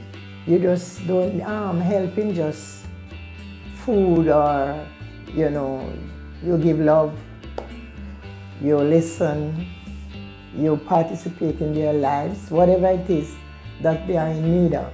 The benevolent committee will try to assist in that area. Through Food for the Poor and frequent collaborations with the Pentecostal Church on Windward Road, the Bethel New Testament Church of God is able to distribute food items to its church and community members.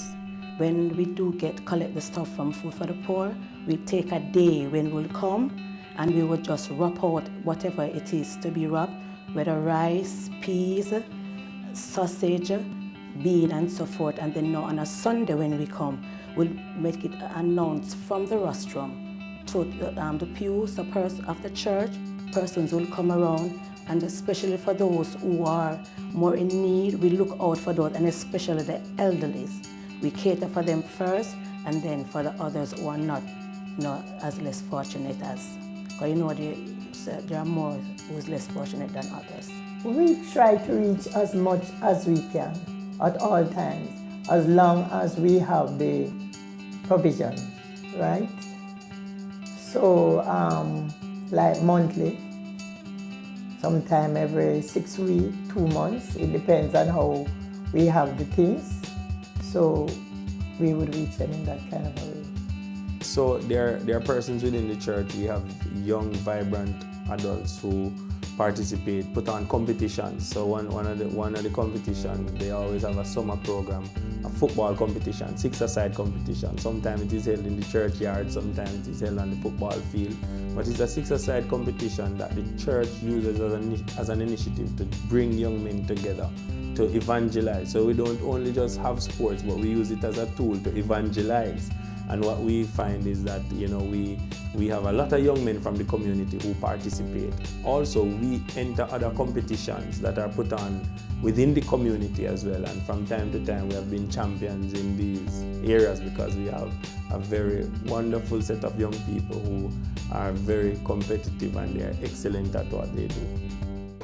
The Bethel New Testament Church of God is a small church in the inner city community of Arnett Gardens, South St. Andrew, Jamaica. We heard of the Face of Change competition from a member here who introduced us to the competition, told us that Digicel Foundation has a competition going and we should enter, and it's going to take a lot of work. And so, it would be good if we could jump on board and be a part of it.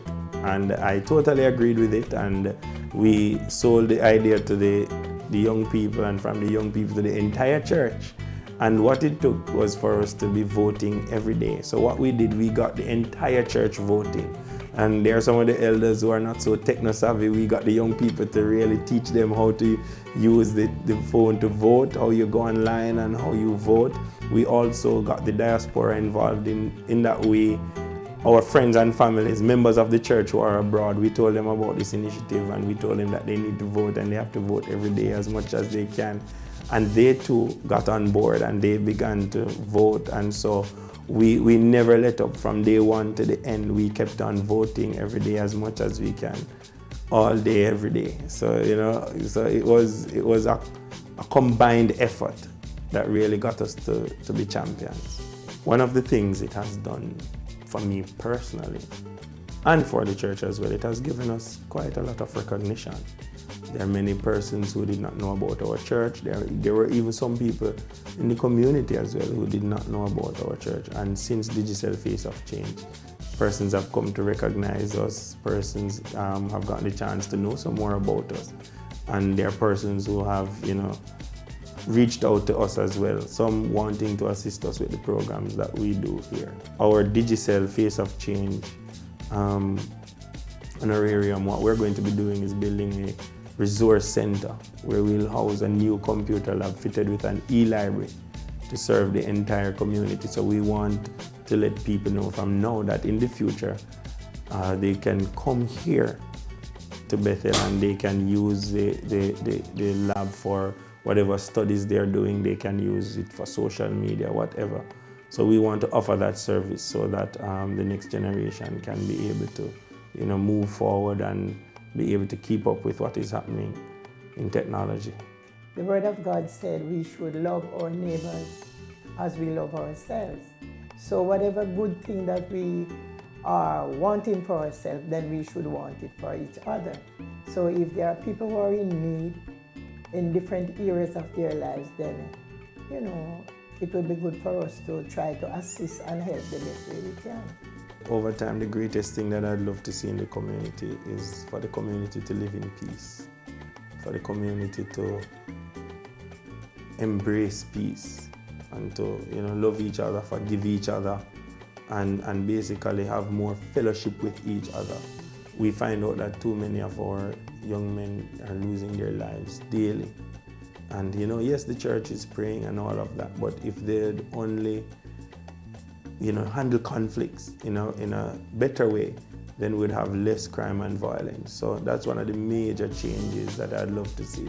And I'd love to see not just the church, but other entities jump on board and try to assist persons who are less fortunate in whatever way they can. Because, it's better to give than to receive, as the scripture says. So if we can reach out and help somebody along the way and make a difference in their lives, I'm sure that we can, from one person to an entire community to the entire nation, we can make a change. We applaud all entrants in the Digicel Foundation's Face of Change competition and hope that you too are inspired to give back to your community and, by extension, our nation.